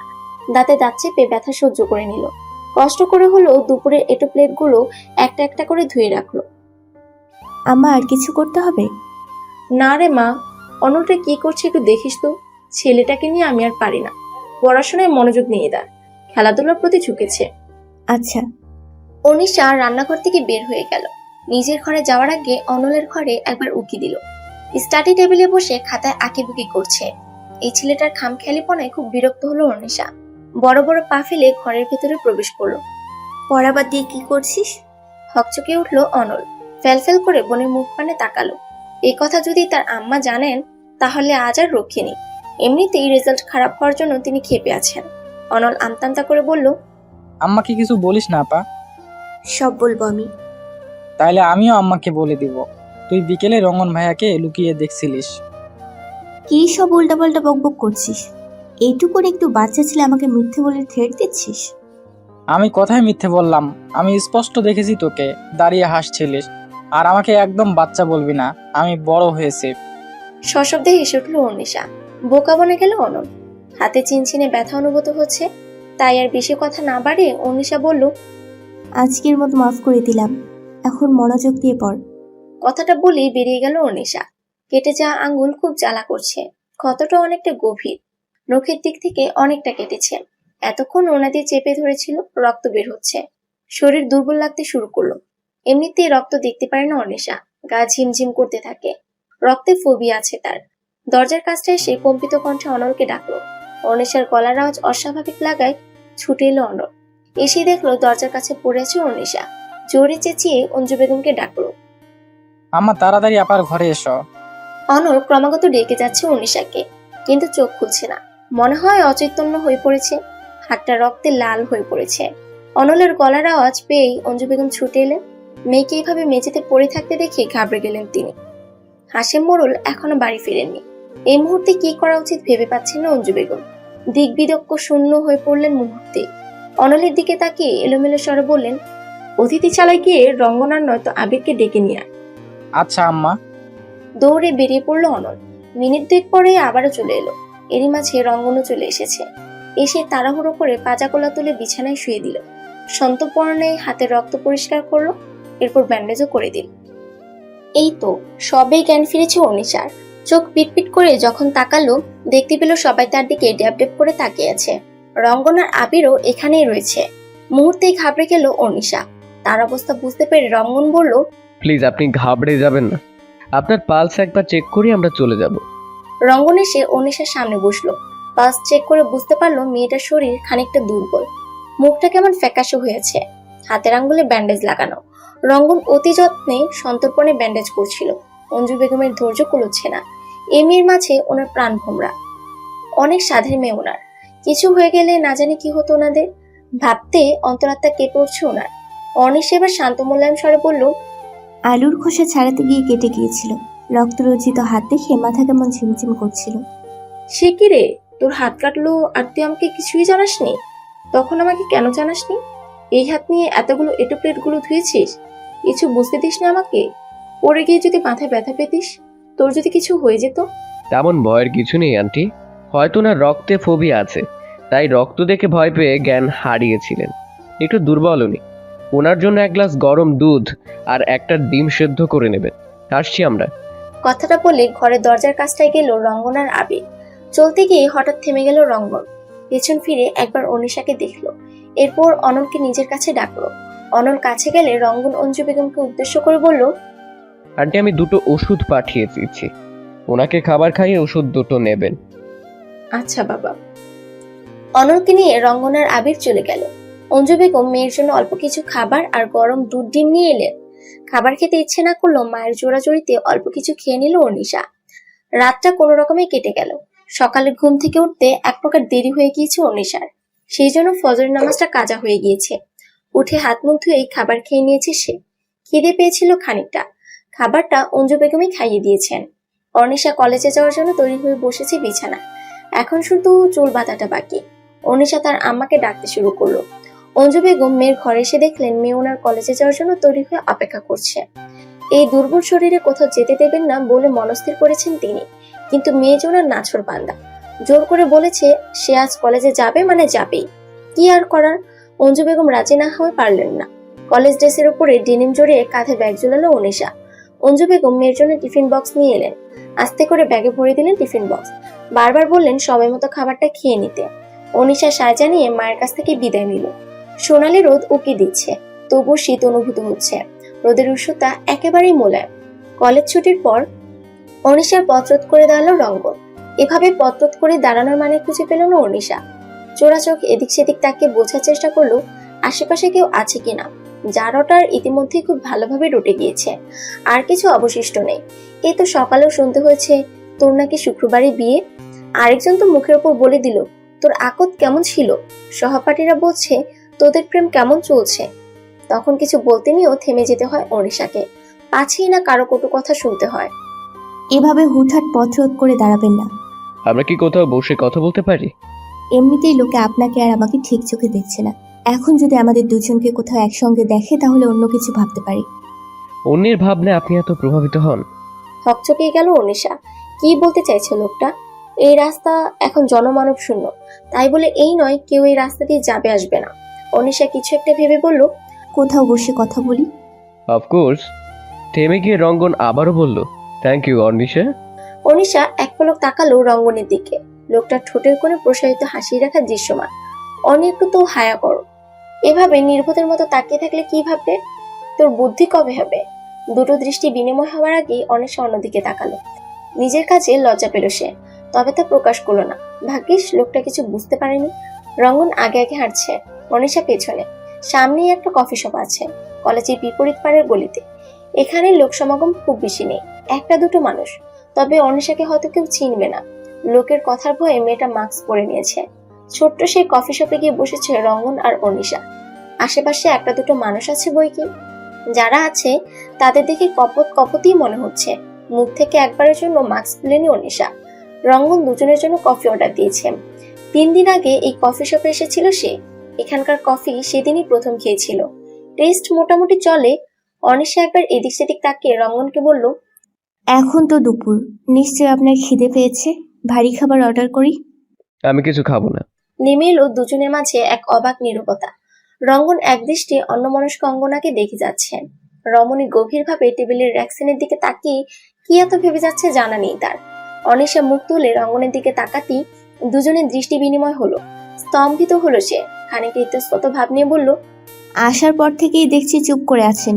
কিসের জন্য এখানে নিয়ে আসা হয়েছে বলবেন কি? প্রত্যুত্তরের আশায় প্রশ্নাত্মক দৃষ্টিতে তাকিয়ে রইল অনিশা। এরই মাঝে দুজনের জন্য কফি নিয়ে এলেন ওয়েটার। রঙ্গন হাসি মুখে গ্রহণ করলো। অনিশার দিকে এগিয়ে খাওয়ার জন্য ইশারা করলো সে। কম্পিত হস্তে কফি মগ কাছে নিল। বোকাশোকা চোরাচাহানিতে এদিক সেদিক তাকিয়ে মাস্ক খুললো অনিশা। রঙ্গন রিল্যাক্স হয়ে কফিতে সিপ নিচ্ছে। একবার ভাবলো এবার অন্তত কিছু কথা বলা প্রয়োজন, তাই গম্ভীর স্বরে বলল, একটা কথা বলি। অনিশা কফিতে সিপ নিয়ে বলল, জি। আপনার কি আমাকে একটু পছন্দ না? আমি কি সত্যি অযোগ্য? কোনো উত্তর খুঁজে পেল না অনিশা। রঙ্গনকে তার অপছন্দ এমনটাও না, কিন্তু বিশ্বাস করতে ইচ্ছে করে না। আর তার আব্বা আম্মাই বা কি করে এই অচেনা অজানা লোকটাকে বিশ্বাস করছে? তাদের বাড়িতে থাকছে 1 সপ্তাহ হতে চললো। এই কদিনই এতটা বিশ্বস্ত হয়ে উঠলো। আজ সকালেও আব্বা আম্মার কথা আবছা শুনতে পেয়েছিল সে। আব্বা মত দিয়েছে, তার মানে সবকিছু ভালো হলে বিয়ে ঠিকঠাক হয়েই যাবে। আঙ্কেলের সঙ্গে আমার কথা হয়েছে, আমার মাকেও জানানো হয়েছে। অবাক হলো অনিশা। ফ্যালফ্যাল করে চেয়ে রইল অনেকটা সময়। শান্ত মোলায়েম স্বরে বলল, খুব তাড়াহুড়ো হয়ে যাচ্ছে না? স্বপ্নের পিছু ছুটে কখনো কাউকে ভালোবাসার সুযোগই হয়ে ওঠেনি। জীবনে প্রথম আপনার প্রতি একটা সফট কর্নার ক্রিয়েট হয়েছে। আমি উপলব্ধি করেছি কারো মায়ায় ক্রমশ জড়িয়ে যাচ্ছি। আপনাকে আমি হারাতে চাই না অর্নিশা। অনিশার মনে পড়লো তার প্রিয় বান্ধবী মাধবী এমনই কারো কথায় প্রভাবিত হয়ে নিজের হাস্যোজ্জ্বল জীবনটাকে তিলে তিলে শেষ করে দিয়েছে। তখন ওরা মাধ্যমিক পরীক্ষা দিতে যেত সদরের একটা স্কুলে। তখনই পরিচয় হয় রুহুলের সঙ্গে। ছেলেটা সবসময় কলেজের সামনে দাঁড়িয়ে থাকতো। একটু একটু করে অনুভূতি তৈরি হতে লাগলো মাধবীর মনে। ছেলেটাকে কখনোই সুবিধের মনে হতো না অনিশার। বহুবার বোঝানোর চেষ্টা করেছিল, কিন্তু মাধবী তার একটা কথাও শোনেনি। আবেগে পড়ে একটা ভুল সিদ্ধান্ত নিয়ে ফেললো। হুট করে দুজনের প্রণয় হলো। এরপর পালিয়ে বিয়ে। পড়াশোনা সেখানেই বন্ধ হয়ে গেল মাধবীর। পরিবার থেকে মেনে নেয়নি তাকে। চিরদিনের জন্য ত্যাগ করেছিল রুহুলকেও তার পরিবার থেকে ত্যায্য করা হলো। প্রথম কয়েক মাস খুব ভালোই চলছিল, কিন্তু হঠাৎ করে বদলে যেতে লাগলো রুহুল। অল্পতেই রেগে যেত, ছোট ছোট কারণ দিয়ে ঝগড়া শান্তি হতো, নিত্য নতুন সাংসারিক কলহ লেগেই থাকতো। এমনকি হাতও তুলতো মাধবীর গায়ে। তবুও মেয়েটা ভালোবাসার তাগিদে মুখ বুঝে সবকিছু মানিয়ে নিত। মেয়েটা ধীরে ধীরে অনুভূতিহীন হয়ে যেতে লাগলো। একদিন হঠাৎ খবর এলো মাধবী আত্মহত্যা করেছে। কিন্তু আত্মহত্যা করার মেয়ে তো মাধবী নয়। মেয়েটা এত এত অত্যাচার সহ্য করার পরও কখনো আত্মহত্যার কথা মুখেও আনত না। মাধবীর মৃত্যুর খবর শুনে খুব আফসোস করেছিল তার পরিবার। পুলিশ অনেক তদন্ত করে কিন্তু টাকার কাছে সত্যটা বিক্রি হয়ে যায়। রুহুল ফিরে গেল তার পরিবারে। প্রিয় বান্ধবীর ঝুলন্ত মরদেহ পুরোপুরি ভেঙে গুঁড়িয়ে দিয়েছিল অনিশাকে। সেই শোক কাটাতেও অনেকটা সময় লেগেছিল। বিয়ে আর ভালোবাসা সম্পর্কে একটা নেতিবাচক ধারণা তৈরি হয় অনিশার মনে। সেই ধারণা থেকে এখন অব্দি বের হতে পারেনি সে। নিজের ভাবনা থেকে বেরিয়ে অনিশা রঙ্গনের দিকে তাকালো। প্রত্যুত্তরে আশায় লোকটা এখনো তাকে দেখছে। লোকটাকে খুব করে বিশ্বাস করতে ইচ্ছে করছে। অনিশা বুঝতে পারলো সে কারো মায়ে পড়েছে, খুব গভীর ভাবে। রঙ্গন যে অনিশার ব্যাপারে কিছু জানে না এমনটাও না। এই তো 5 দিন আগেই সিটি হসপিটাল থেকে ওদের 3 বন্ধুকে কৃষ্ণপুর গ্রামে পাঠানো হয়েছে। রিপোর্ট গিয়েছিল গ্রামের অনেক গরিব অসহায়রা নাকি চিকিৎসাহীনতায় ভুগছে। এরপর আবির, রঙ্গন আর মিজান এসে উঠেছিল উত্তরপাড়ার মোড়ল বাড়ি, অর্থাৎ হাশেম মোড়লের বাড়িতে। অতিথিশালায় থাকতে দেওয়া হয়েছিল ওদের। অতিথিয়তার অন্ত রাখেনি হাশেম মোড়ল। এমনিতে গ্রামের সবাই ওনাকে এক ডাকে চেনে। এই তো সেদিন সকালে অনিশা যখন মায়ের কাছ থেকে বিদায় নিয়ে কলেজে যাওয়ার উদ্দেশ্যে বের হলো, তখনই হঠাৎ সামনে এসে দাঁড়ালো রঙ্গন, আবির আর মিজান। 3 জনকে একসঙ্গে আটসাট হয়ে দাঁড়িয়ে থাকতে দেখে ঘাবড়ে গিয়েছিল বোকাশোকা মেয়েটা। তারপর মনে সাহস জুগিয়ে জিজ্ঞেস করলো, কাকে চাই? রঙ্গন নিজে থেকে বলেছিল, হাশেম মোড়ল কি বাড়িতে আছেন? আব্বাকে দিয়ে আপনার কি কাজ? আর বলা নেই কনে বাড়িতে ঢুকে এলেন কেন, তাও আবার বাক্স প্যাটরা গুছিয়ে? এই মেয়ের তেরামি দেখে রাগ হলো রঙ্গনের, তবুও নিজেকে শান্ত রাখার চেষ্টা করছে। এদিকে রঙ্গনকে দেখে মজা লুটছে আবির আর মিজান। রঙ্গন যখন বড় বড় চোখের শাসানো দৃষ্টিতে তাকালো, তখন দমে গেল দুটোতে। এদিকে রঙ্গন শান্ত গম্ভীর স্বরে অনিশাকে বলল, উনি বাড়িতে আছেন কি না জানলে ভারী উপকার হতো। আপনি কি বলবেন উনি বাড়িতে আছেন কি না? চুপসে গেল অনিশা। এদের 3 জনকে এক পলক দেখে বলল, আব্বা বাড়িতেই আছেন। কথাটা বলেই চলে গেল। কলেজে যাওয়ায় দেরি হচ্ছে তার। এদিকে রঙ্গন ফ্যালফ্যাল করে সেদিকটা চেয়ে রইল এক দৃষ্টে। মেয়েটা বড্ড বোকা, সহজ সরল। প্রথম দেখাতেই অনিশা নাম মেয়েটাকে তার পছন্দ হয়েছে। রঙ্গন বুঝতে পারলো তার 29 বছর জীবনে একটু একটু করে কারো মায়ে পড়তে যাচ্ছে। পুরো 3 দিন অনিশাকে ফলো করেছে সে, অথচ একথা ঘুণাক্ষরে টের পায়নি মেয়েটা। আড়ালে মাঝে মাঝে দুজনের দৃষ্টি বিনিময় হতো, তবে অনিশার সন্তর্পণে এড়িয়ে যেত। কিছুটা ভালো লাগা আর খানিকটা কৌতূহল বশত কিছু তথ্য জানতে গিয়ে মাধবীর কথা জানতে পারে রঙ্গন। এক্ষেত্রে মাইশা আর রুমির সঙ্গে তার কথা হয়েছে। যেহেতু ওরা দুজন অনিশার সহপাঠী, নিজের ভাবনা থেকে বেরিয়ে রঙ্গন অনিশাকে জিজ্ঞেস করলো, কিছু বলছেন না যে? আমার কিছু বলার নেই, যে যা পারছে সেটাই করছে। আমার কথার দাম আর কার কাছে আছে? শুধু আপনি রাজি হয়ে যান, আমি প্রমাণ করে দেব সবাই প্রতারণা করে না, কেউ কেউ কথা রাখে। অনিশা কি বলবে ভেবে পায় না। জীবনে এই পর্যায়ে সেই সিদ্ধান্তহীনতায় ভুগছে সে। কলেজে পড়া মেয়ের বিয়ে হয়ে যাওয়া অস্বাভাবিক কিছু না। গ্রামে তো মেয়েদের স্কুলের গণ্ডি পেরোনোর আগেই বিয়ে দিয়ে দেওয়া হয়। তবে সময় এখন অনেক এগিয়ে গিয়েছে। রঙ্গন আবারও বলল, জোর করে হয়তো কারো প্রতি অনুভূতি তৈরি করা যায় না, তাই আমি আপনাকে জোর করব না, কিন্তু আপনাকে আমার চাই, ভীষণ করে চাই।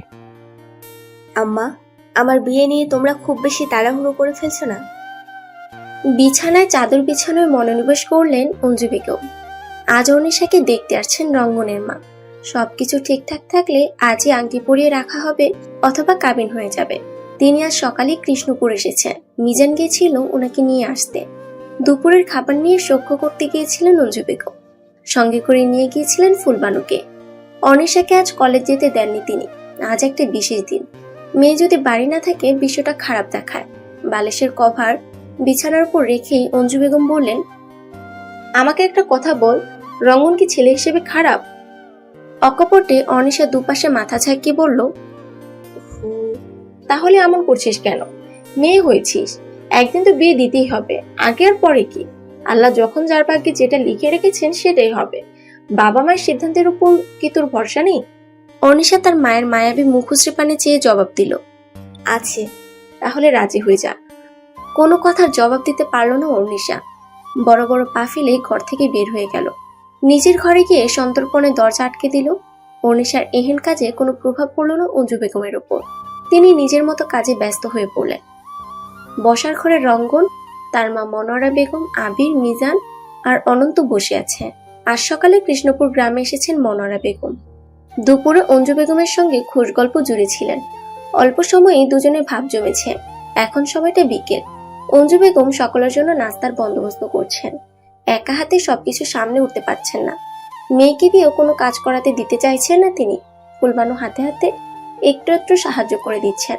কাজের ক্ষেত্রে এত তাড়াহুড়োর ব্যাপারটা বোধগম্য হচ্ছে না ফুলবানুর। বোকাশোকা স্বরে অঞ্জু বেগমকে জিজ্ঞেস করলেন, ভাবি আজকা এত আয়োজন কি আর লাইগা? রঙ্গনের মাকে তো দেখেছই, তিনি অনেকে দেখতে এসেছেন। আন্নি আম্মার বুঝি বিয়া দিয়া দিবেন? ভাগ্যে থাকলে হবে। ফুলবানু, তুমি এদিকটা দেখো, আমি গিয়ে দেখি অনেক কি করছে। আচ্ছা ভাবি, আপনি নিশ্চিন্তে থাকেন। কাজের ফাঁকে ঘরে এসে অঞ্জু বেগম ওনার আলমারি থেকে মেরুন রঙা বেনারসি শাড়িটা বের করলেন। শাড়ির উপরিভাগে কোমলভাবে স্পর্শ করলেন। সুন্দর একটা সুবাস আসছে শাড়িটা থেকে। অনেকদিন ধরে ওনার স্বপ্ন এই শাড়ি পরিহিত অনিশাকে দেখে চোখ জুড়াবেন তিনি। আজ সেই দিন এলো যেন। এই শাড়িটা পরে নে, পরলে একটু সাজিস আর চুল বিনুনি গেঁথে নিবি। তুমি শাড়ি পরিয়ে দাও আম্মা। বস, আমি তোকে সাজিয়ে দিচ্ছি। মায়ের কথা অনুযায়ী আয়নার সামনে গিয়ে বসলো অনিশা। অঞ্জু বেগম মেয়ের মৃগনয়নায় ঘাড় কাজল লেপটে দিলেন। লম্বা কৃষ্ণগুচ্ছ কেশ বিনুনি গেঁথে দিলেন। বেশ কিছুটা সময় নিয়ে মেরুন রঙা বেনারসিটা পরিয়ে দিলেন। কয়েকটা সেফটি পিনও লাগিয়ে দিলেন, যেন কোনো সমস্যা না হয়। মেয়েকে আয়নার সামনে দাঁড় করালেন। আয়নায় অনিশার প্রতিবিম্ব স্পষ্ট দৃশ্যমান। মেয়ের চিবুক ছুঁয়ে মুখটা উঁচু করলেন অঞ্জু বেগম। মাশাআল্লাহ, ভীষণ সুস্থি দেখাচ্ছে আমার অনেকে। অনিশা কিছু বলল না। অঞ্জু বেগমের চোখ দুটো টলমল করছে, যে কোনো মুহূর্তে গড়িয়ে পড়তে পারে। বেশ কয়েকবার চোখের পলক ফেলে টলমল করতে থাকা অশ্রু শুষে নিলেন। পুরোটাই অনিশার দৃষ্টির অন্তরালে। এরপর কিছু না বলে ঘর থেকে বেরিয়ে গেলেন অঞ্জু বেগম। মায়ের হাব ভাব খানিকটা বুঝতে অসুবিধা হলো অনিশার। টেবিলের উপর বিভিন্ন ধরনের নাস্তা দেওয়া হয়েছে। রান্নাঘর থেকে একটা একটা ট্রেতে করে নিয়ে আসছে ফুলবানু। কথাবার্তা হচ্ছে বড়দের মাঝে। ভালো মন্দ অনেক কথার মাঝে মনোয়ারা বেগম বললেন, অনেক কথাই তো হলো ভাই সাহেব, এখন যদি আপনার মেয়ে নিয়ে আসতেন। স্ত্রী উদ্দেশ্য করে হাশেম মোড়ল বললেন, অঞ্জু, যাও অন্যকে নিয়ে আসো। অঞ্জু বেগম ছুটলেন মেয়ের ঘরের দিকে। কিছুক্ষণ পরে শাড়ির আঁচল দ্বারা ঘুমটা টেনে রাখা অনিশাকে নিয়ে এলেন। অতিরিক্ত নার্ভাসনেসের জন্য হাত পা রীতিমতো কাঁপছে অনিশার। সেকেন্ড 5 সময় নিয়ে নিজেকে ধাতস্থ করলো সে। শান্ত মোলায়েম স্বরে সকলের উদ্দেশ্যে সালাম জানালো। চিকন মেয়েলি কণ্ঠস্বর কর্ণগোচর হতে মনোয়ারা বেগম সেই দিকটায় তাকালেন। মেয়েটাকে দেখে এক পলক থমকালেন তিনি। মনোয়ারা বেগম গভীরভাবে পরখ করলেন অনিশাকে। উজ্জ্বল শ্যামবর্ণের দেহে মেরুন রংটা ফুটে উঠেছে, সেই সাথে ঢেউ খেলানো লম্বা বিনুনি। মেয়েটার গাল দুটো রসগোল্লার ন্যায় গুলুমুলু। মৃগনয়নায় ঘাড় কাজল লেপটে দেওয়া। অসম্ভব মায়াবী দেখাচ্ছে, যে কেউ মায়া পড়ে যাবে। অঙ্গনা এতটাই মায়াবী, তাই তো রঙ্গন এক দেখায় প্রেমে পড়তে বাধ্য হয়েছে। যেখানে তাকে ধরে বেঁধেও মেয়ে পছন্দ করাতে পারেননি মনোয়ারা বেগম। নিজের হাত থেকে একটা আংটি খুলে অনিশার অনামিকায় পরিয়ে দিলেন তিনি। এই আংটিটা ওনার শাশুড়ি ওনাকে যখন এক দেখায় পছন্দ করেছিলেন তখন পরিয়েছিলেন। আজ তিনি অনিশাকেও সেটা দিলেন। রঙ্গন বুঝতে পারলো তার মায়েরও অনিশাকে পছন্দ হয়েছে। অঞ্জু বেগম মেয়েকে নিয়ে গেলেন ঘর থেকে। এখন বড়রা কথা বলবেন, তবে পরবর্তী কথা বাড়ানোর আগেই হাশেম মোড়লের উদ্দেশ্যে মনোয়ারা বেগম বললেন, ভাই সাহেব, আমি কি আপনার মেয়ের সঙ্গে আলাদাভাবে কথা বলতে পারি? উপস্থিতি সকলে থমকালো। রঙ্গন, আবির আর মিজান একে অপরের দিকে চাওয়াচাই করলো। হঠাৎ করে রঙ্গনের অস্বাভাবিক লাগছে, কিন্তু তার মা কখনোই তার খারাপ চাইবেন না, এটাই তার বিশ্বাস। মায়ের হয়তো আলাদাভাবে কোনো কথা রয়েছে, ব্যাপারটা স্বাভাবিক নেওয়াই উত্তম। হাশেম মোড়ল নির্বিকার ভঙ্গিতে বসে আছে। সব জায়গায় দেখে আসা হয়েছে ছেলে মেয়ে আলাদা কথা বলে, তবে আজ হচ্ছে তার উল্টোটা। ছেলের মা মেয়ের সঙ্গে আলাদাভাবে কথা বলতে চাইছেন। বিষয়টা একদমই অন্যরকম লাগছে। তারপরও অকপটে হাশেম মোড়ল রাজি হয়ে গেলেন। মনোয়ারা বেগম গেলেন অনিশার ঘরের সামনে। দরজা অনেকটা ভিড়িয়ে রাখা। তিনি দরজার কাছে এসে পরপর 2 বার টোকা দিলেন। ঘরের ভেতর থাকা অঙ্গনা এক পলক নিজের অনামিকায় তাকালো, এরপর জড়সড় হয়ে বিছানার কাছের দিকটা গিয়ে দাঁড়ালো। ঘরের ভেতর প্রবেশ করলেন মনোয়ারা বেগম। ওনাকে দেখে অবাক হলো অনিশা, তবে অবাকের লেশ মাত্র নেই শ্যাম গৌর মুখপানে। মনোয়ারা বেগমকে সালাম জানালো সে। হাসি মুখে সালামের জবাব নিলেন মনোয়ারা বেগম। এগিয়ে গিয়ে বসলেন বিছানায়। ইশারায় অনিশাকেও বসতে বললেন তিনি। ভদ্রমহিলাকে অবজ্ঞা করতে পারল না অনিশা, কিছুটা দূরত্ব রেখে বসলো। মনোয়ারা বেগম বলতে শুরু করলেন, রঙ্গন তখন মেডিকেলের কলেজের স্টুডেন্ট ছিল। হঠাৎ একদিন অফিস থেকে খবর আসে রঙ্গনের বাবা হার্ট অ্যাটাক করেছে। অফিস থেকে ওনাকে হসপিটালে নিয়ে যাওয়া হয়, কিন্তু শেষ রক্ষা হয়নি। উনি আমাদের দুজনকে একা ফেলে না ফেরার দেশে চলে গিয়েছে। রঙ্গনকে নিয়ে ওনার অনেক স্বপ্ন ছিল, কষ্ট করে হলেও ওনার অপূর্ণ স্বপ্ন পূরণ করেছি আমি। রঙ্গনকে মানুষের মতো মানুষ তৈরি করেছি। তার ছেলে আজ মস্ত বড় ডাক্তার। এই রঙ্গনের জন্য আমি অনেক মেয়ে দেখছি, কিন্তু কথায় এগোনোর পূর্বেই বাতিল। আমিও হার মেনে নিয়েছি। ছেলের যখন কাউকে পছন্দ হবে তখন নিজে থেকেই বলবে। কাল আমার ছেলেটা বলল ওর কাউকে ভালো লেগেছে। শুধু ভালো লেগেছে তা না, ও ভালোবাসতে শুরু করেছে। আমিও মেনে নিয়েছি। আমার কাছে ছেলের সুখটাই আসল। আজ এখানে এসে আমার ছেলেটাকে অন্যরকম উৎফুল্ল মনে হলো। রাজি হওয়া না হওয়া সবটাই তোমার উপর। তবে একটা কথা, রঙ্গনকে আমার ছেলে হিসাবে পেয়ে আমি গর্বিত। নিঃসন্দেহে আমি একজন রত্নগর্ভা। লম্বা বক্তৃতা দিয়ে থামলেন মনোয়ারা বেগম। অনিশা ড্যাব ড্যাব করে চেয়ে রইল ভদ্রমহিলার মুখ পান। এতক্ষণে শুধু অপলক দৃষ্টিতে তাকিয়ে কথাগুলো শুনছিল সে। মনোয়ারা বেগম ক্ষীণ হাসলেন আর বললেন, তুমি খুব শান্তশিষ্ট। জানো, তোমার বয়সে আমিও ঠিক এমনই ছিলাম। আজ তোমার মাঝে নিজের ছায়া দেখতে পেলাম। কথা বলে অনিশার মাথায় হাত বুলিয়ে চিবুক ছুঁয়ে হাতে চুমু খেলেন। এরপর কিছু না বলে চলে গেলেন বসার ঘরে। ঘরে বসে থাকা বোকা রমণী এখন আগের ভঙ্গিতেই বসে আছে। ভদ্রমহিলা এই এলেন আবার এই চলে গেলেন। সবকিছুর জন্য ঝড়ের ভেগে ছুটছে। রঙ্গনের পাশে গিয়ে বসলেন মনোয়ারা বেগম। একবার ছেলের মুখ পানে তাকালেন, এরপর হাসি মোড়লের উদ্দেশ্য করে বললেন, ভাই সাহেব, সিদ্ধান্ত সবটা অনিশার উপর থাক। এই নিয়ে জোর করার কোনো দরকার নেই।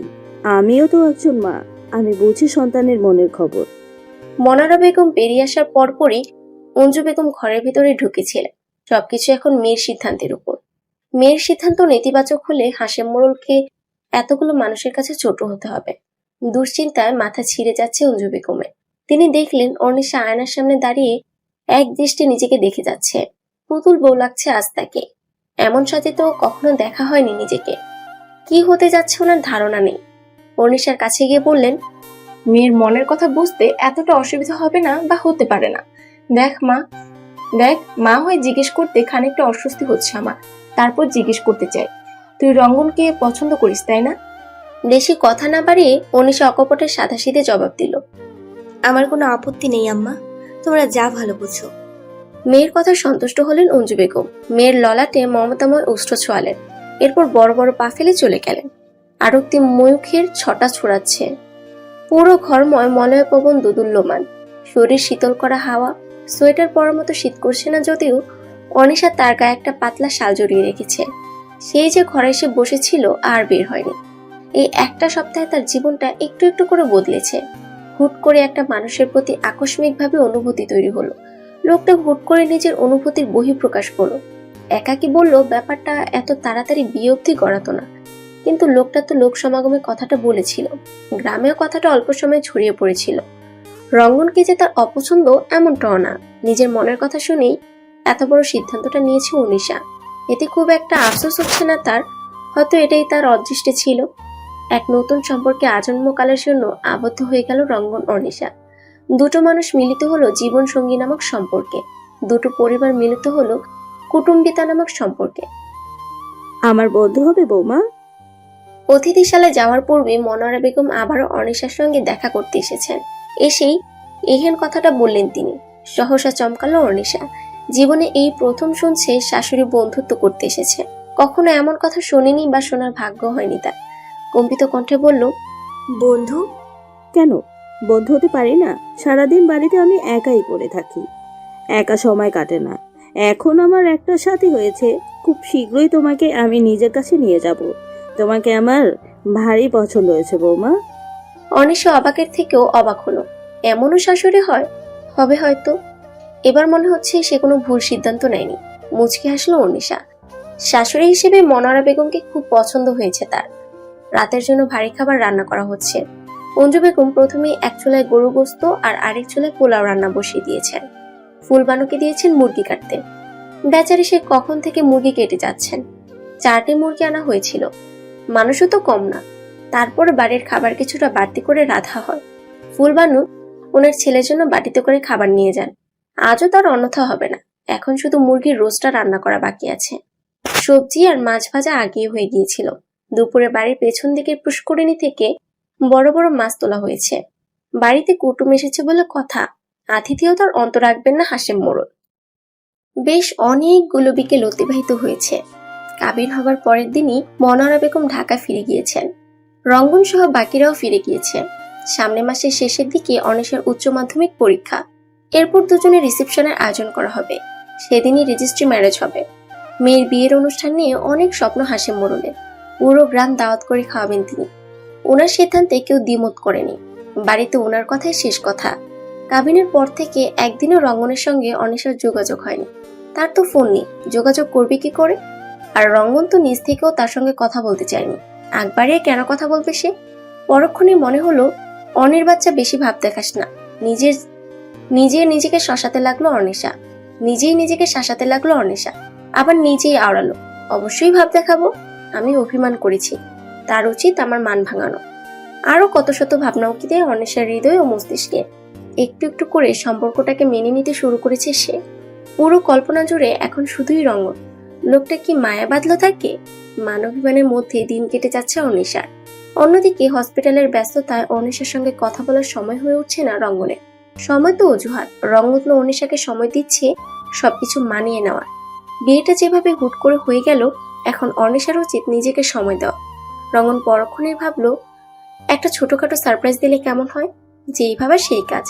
ভাবনাটা পছন্দ হলো তার। হসপিটাল থেকে 2 দিনের জন্য ছুটি নিতে হবে। ছুটি দিবে কি না শিওর ভাবে জানে না রঙ্গন। এই তো ঘন্টাখানেক সময় হলো সে হসপিটালে এসেছে। রঙ্গন একবার ফোনটা বের করে সময় দেখলো, 9:30 বাজছে। তাকে তো ইদানিং 9টা বেজে যাওয়ার আগেই হসপিটালে আসতে হয়। সেই কখন থেকে অনিশাকে ডেকে যাচ্ছেন অঞ্জু বেগম। মেয়েটা এত ঘুমকাতুরে, ছেলেটাও হয়েছে তেমন। পুরো গোষ্ঠীটাই তো এমন। এরা ঘুমোতে পারলে বাঁচে। বাপের মতোই হয়েছে দুটোতে। মায়ের বাজখাই কণ্ঠস্বর শুনতে শুনতে ঘুম অনেকটাই হালকা হয়েছে অনিশার। আর অলসতা নয়। ভেবেই চট করে উঠে বসলো সে। ঘুমের রেশ এখনো কাটেনি। বিছানায় বসে বসে ঝিমোচ্ছে অনিশা। শেষ রাতের দিকে শুয়েছিল সে। আজ থেকে তার পরীক্ষা আরম্ভ। রাত জেগে পড়তে হচ্ছে। ইদানিং পড়ায় মনোনিবেশ করা কষ্টকর হয়ে উঠেছে তার। যেহেতু উচ্চ মাধ্যমিক পরীক্ষা, তাই জোর করে হলো পড়তে তো হবেই। অত শত ভাবনার মাঝে অঞ্জু বেগমের সেই বাজখাই কণ্ঠস্বর আবারও কর্ণগোচর হলো। তুই নিজেকে ছাত্রী হিসেবে পরিচয় দিস। অনিশা আধবোঝা চোখ পিটপিট করে বলল, কেন আম্মা?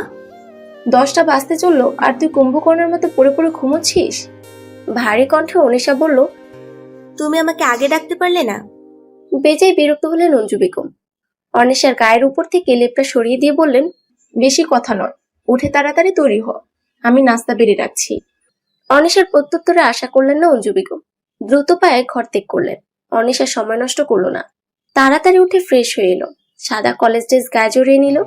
লম্বা চুলে আলতো হাতে 2টো বেনুনি গেঁথে নিল। চোখের পলকে 10 মিনিটের মধ্যে তৈরি হয়ে নিয়েছে অনিশা। অনেক খাবার খেয়ে যা, না খেয়ে এক পা বের হতে পারবে না, আমি বলে দিলাম। মায়ের গলার আওয়াজ পেয়ে অনিশা ঘর থেকে বেরিয়ে ডাইনিং টেবিলের কাছে গেল। অঞ্জু বেগম তার জন্য প্লেটে রুটি আর সবজি বেড়ে রেখেছেন। তাড়াতাড়ি এদিকে আয়, আমি খাইয়ে দিচ্ছি। কথা অনুযায়ী অঞ্জু বেগম নিজের হাতে করে মেয়েকে খাইয়ে দিলেন। খাওয়া শেষ হতে অনিশা তার ঘরে গেল প্রয়োজনীয় কাগজপত্র নিতে। এরই মাঝে হঠাৎ করে অঞ্জু বেগম কানে ফোন নিয়ে এলেন। অনিশা তা খেয়াল করলো না। সে তো কলম খোঁজে ব্যস্ত। এই তো কালও সব গুছিয়ে রেখেছিল। নিজের উপরই বিরক্ত প্রকাশ করলো অনিশা। বের হতে এখনো কিছুটা সময় বাকি আছে।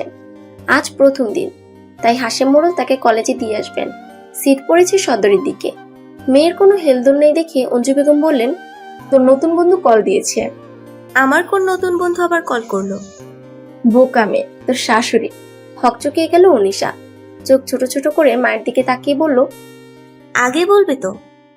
এখন বললাম তো, নিয়ে কথা বল। ফোনটা অনিশার হাতে দিয়ে অঞ্জু বেগম চললেন বাকি কাজগুলো করতে। মেয়ে কিছুক্ষণ পরেই পরীক্ষা দিতে বের হবে। অনিশা ফোনটা কানে নিয়ে সালাম জানালো। কেমন আছো মা? তোকে ছাড়া খুব বেশি ভালো নাই রে। কবে যে তোকে আমার কাছে নিয়ে আসবো। আড়ালে হাসলো অনিশা। মনোয়ারা বেগম আবারও বললেন, শান্ত মস্তিষ্কে ভালো করে পরীক্ষা দিস। পরীক্ষা শেষ হলেই আমার ঘরের বউকে আমি আর ধরে রাখবো না। খানিকটা লজ্জা পেল অনিশা। কথা কাটানোর জন্য বলল, আচ্ছা, খেয়েছো তুমি? হ্যাঁ, আর শোন, আজ তোর জন্য একটা সারপ্রাইজ আছে। কি সারপ্রাইজ মা? সেটা বললে কি আর সারপ্রাইজ থাকে? তোর দেরি করিয়ে দিচ্ছি। প্রথম দিন একটু তাড়াতাড়ি যেতে হয়। সিটও তো খুঁজতে হবে। আল্লাহর নাম নিয়ে বেরিয়ে পড়। আচ্ছা। ফি আমানিল্লা বাচ্চা। কল কাট হয়ে গেল। অনিশা ফোনটা বিছানার উপর রেখে দিল। ঈষৎ লজ্জা রাখার সর্বাঙ্গ জুড়ে বয়ে গেল। তার মানে অপেক্ষার অবসান ঘটবে। আচ্ছা, লোকটার কি তাকে দেখতে ইচ্ছে করে না? সেই যে গেল, আর তো কথা বললো না তার সঙ্গে। আজ 15 দিন পেরিয়ে যাচ্ছে, অথচ লোকটা তার খোঁজ নেওয়ার প্রয়োজন মনে করে না। তবে কি সমস্ত মোহ কেটে যাচ্ছে? একদিন কি হুট করে সমস্ত মোহ মায়া কেটে যাবে? অন্তরাত্মা কেঁপে উঠল অনিশার। এসব কথা ভাবতেও ভেতরটা শুকিয়ে যায়, ভয় লাগে যে ভীষণ। সময় 1 ঘন্টা পেরিয়ে গেছে। অনিশার সিট পড়েছে সবার সামনে। এই নিয়ে রাগ হলো খুব। এখন এতগুলো পরীক্ষা স্যারদের মুখ দেখে দিতে হবে? একটু ঘাড়ও ঘুরানো যাবে না, তাহলেই খাতাটা অক্কা পাবে। অনিশা যতটা পারছে লেখার চেষ্টা করছে। খাতা তো আর খালি দেওয়া যায় না। অনিশার পাশের সিটে অন্য কলেজের একটা মেয়ে বসেছে। মেয়েটার নাম মরিয়ম। ওদের ডান পাশে বসা মেয়েগুলো সব অন্য কলেজের।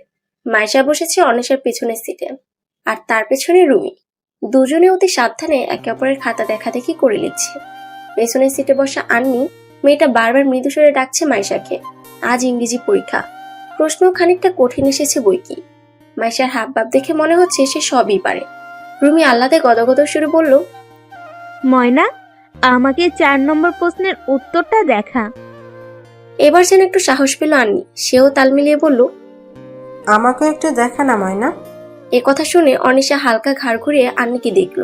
তার পাশ থেকে মরিয়ম খানিকটা ঘুরে পিছন দিকে তাকিয়ে ফিসফিসিয়ে বলল, তোমার নাম কি ময়না? মাইশা সহ বাকি দুজন সশব্দে হেসে উঠল।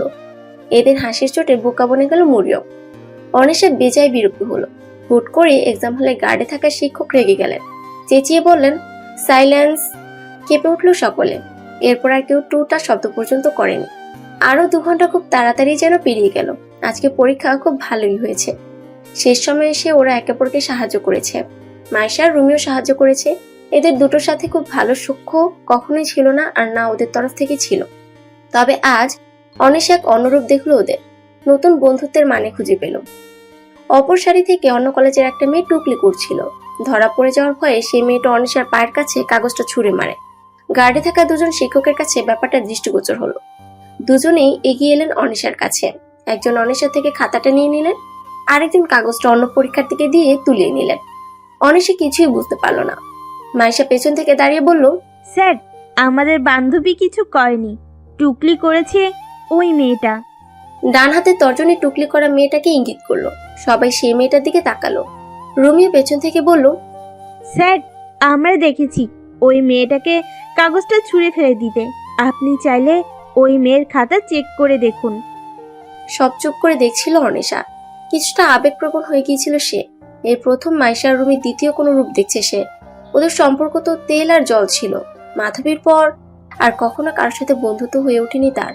তবুও আজ তার বিপদে ওরাই এগিয়ে এসেছে। হলরুম থেকে বেরিয়ে গেটের কাছে আসতেই অতি কাঙ্ক্ষিত একজনের দেখা পেল অনিশা। ধীরে ধীরে নিজেকে অসাড় লাগতে শুরু করলো তার। কতগুলো দিন পর দুজন দুজনকে দেখছে। পর মুহূর্তে পুরনো অভিমান জেগে বসলো। অভিমানের পাল্লা তরতর করে অনেকটা বেড়েছে। অনিশা দেখাও না দেখার ভান করে চলে যেতে নিল। পেছন থেকে চিরচেনা উচ্ছ্বসিত স্নিগ্ধস্বর ভেসে এলো, চলে যাচ্ছেন যে? পেছন দিকে না তাকিয়েই অনিশা জবাব দিল, রাস্তায় দাঁড়িয়ে কথা বলে লোকে খারাপ বলবে। বক্ষদেশে 2 হাত গুটিয়ে রঙ্গন বলল, আপনি এখনো সেই 15 দিন আগের অনিশাই রয়ে গেছেন। এবার ঘাড় ঘুরিয়ে তাকালো অনিশা। স্বাভাবিক কণ্ঠে বলল, বাড়িতে চলুন, পরে কথা হবে। আপনি মানুষের কথায় এখনো প্রভাবিত হন অনিশা, অথচ আমাদের সম্পর্কে একটা নাম যুক্ত হয়েছে। মোটেও অবাক হলো না অনিশা। তাদের সম্পর্কটা যে জীবনসঙ্গী নাম পেয়েছে, একটা সুন্দর পবিত্র নাম। বেশি কথা না বাড়িয়ে রঙ্গন শুধু বলল, চলুন রিক্সা করে যাওয়া যাক। মাথা উপর নিয়ে ঝাঁকিয়ে বলল, রঙ্গন একটা রিক্সা ডেকে দাঁড় করালো। এখন সময়টা দুপুর আর বিকেলের মাঝামাঝি। 10:30টার দিকে ট্রেনে চড়েছিল। এরপর হাসেম মোড়লের কাছ থেকে ঠিকানা নিয়ে এখানে এসে অপেক্ষা করছি মিনিট 10 ধরে। অনিশার জন্য খুব বেশি সময় অপেক্ষা করতে হয়নি তাকে, বরঞ্চ দেরি করে এলে অনিশার দেখা পেত না। পিচঢালা রাস্তার দুপাশে বিস্তীর্ণ ফসলের ক্ষেত পেরিয়ে হুটতোলা রিক্সা ছুটে যাচ্ছে। দৈবাত শীতল হাওয়া আরো বেপরোয়া হচ্ছে। সাই সাই বেগে ছুটে যাচ্ছে যেন। শীত অনুভূত হচ্ছে অনিশার। গায়ের অ্যাপ্রনটা আরো শক্ত করে জড়িয়ে নিল। ভেতরটা কম্পন দিয়ে উঠছে। রঙ্গন খেয়াল করলো ব্যাপারটা। বাম হাতটা অনিশার কাঁধে রাখলো। কেঁপে উঠল অনিশা। এই প্রথম দুজনের কাছাকাছি আসা, শীতল করা প্রথম স্পর্শ। অনিশা চকিত নেত্রে তাকালো রঙ্গনের দিকে। লোকটা তার দিকে তাকাচ্ছে না পর্যন্ত, অথচ কে অবলীলায় অথরষ্টের কোণে হাসি রেখা প্রসারিত করে রেখেছে। বেশ অনেকটা সময় পর রিক্সা এসে থামলো একটা রেস্টুরেন্টের কাছে। অনিশা অবাক হলো, সে তো বাড়িতে যাবে, তাহলে এখানে কেন থেমেছে? এখানে কেন? খুব খিদে পেয়েছে আমার। আপনারও নিশ্চয়ই খিদে পেয়েছে। আর কিছু বলল না অনিশা। রঙ্গন ভাড়া মিটিয়ে অনিশার কোমল হাতটাকে নিজের পুরুষালী হাতের মাঝে আটকে নিল, আর কানের কাছে ফিসফিসিয়ে বলল, এখন এই হাত ধরার পূর্ণ অধিকার রয়েছে। লোকটার চোখের দিকে তাকানো যায় না, এক অদ্ভুত মাদকাসক্তি কাজ করে। সম্মোহিত অঙ্গনা পুতুলের ন্যায় হেঁটে গেল রঙ্গনের পেছন পেছন। দুজন দুপুরের খাবার সেখানেই খেলো। এরপর সদর থেকে অনেক ধরনের বাজার ফলমূল কিনলো। এই প্রথম শ্বশুর বাড়িতে যাচ্ছে, খালি হাতে তো আর যাওয়া যায় না। রঙ্গনের এহেন কাজে অনিশা অবাক হলো। কিনলো তো কিনলই, তাই বলে এত কিছু? রিক্সা এসে থামলো মোড়ল বাড়ির সামনে। অনল খেলতে বের হচ্ছিল, তখনই রঙ্গন আর অনিশার সঙ্গে দেখা হয়ে গেল। রঙ্গন দুটো ফলের প্যাকেট অনিশার হাতে তুলে দিল। অনলের হাতে দুটো প্যাকেট দিয়ে বাকি সবগুলো নিজের হাতে তুলে নিল। রঙ্গনকে দেখে অবাক হয়ে গেলেন অঞ্জু বেগম। সকালেও তো মনোয়ারা বেগমের সঙ্গে কথা হলো ওনার, কই উনি তো কিছুই জানালেন না। জামাতা আসছে জানলে আগে থেকে রান্নার বন্দোবস্ত শুরু করে দিতেন। এত সব আনার কি প্রয়োজন ছিল বাবা? কেন আম্মা, আমি কি এগুলো আনতে পারি না? সেই কথা না বাবা, হাত মুখ ধুয়ে এসো, আমি রান্নার বন্দোবস্ত করছি। অনিজা। আম্মা এত ব্যস্ত হবেন না, আমরা বাহির থেকে খেয়ে এসেছি। তবুও কোনো কথা শুনলেন না অঞ্জু বেগম। বিয়ের পরেই প্রথম জামাতে এসেছে, ভাবতে খুশি খুশি লাগছে না। রিয়ানকে তো সঙ্গে করে নিয়ে আসতে পারতে বাবা।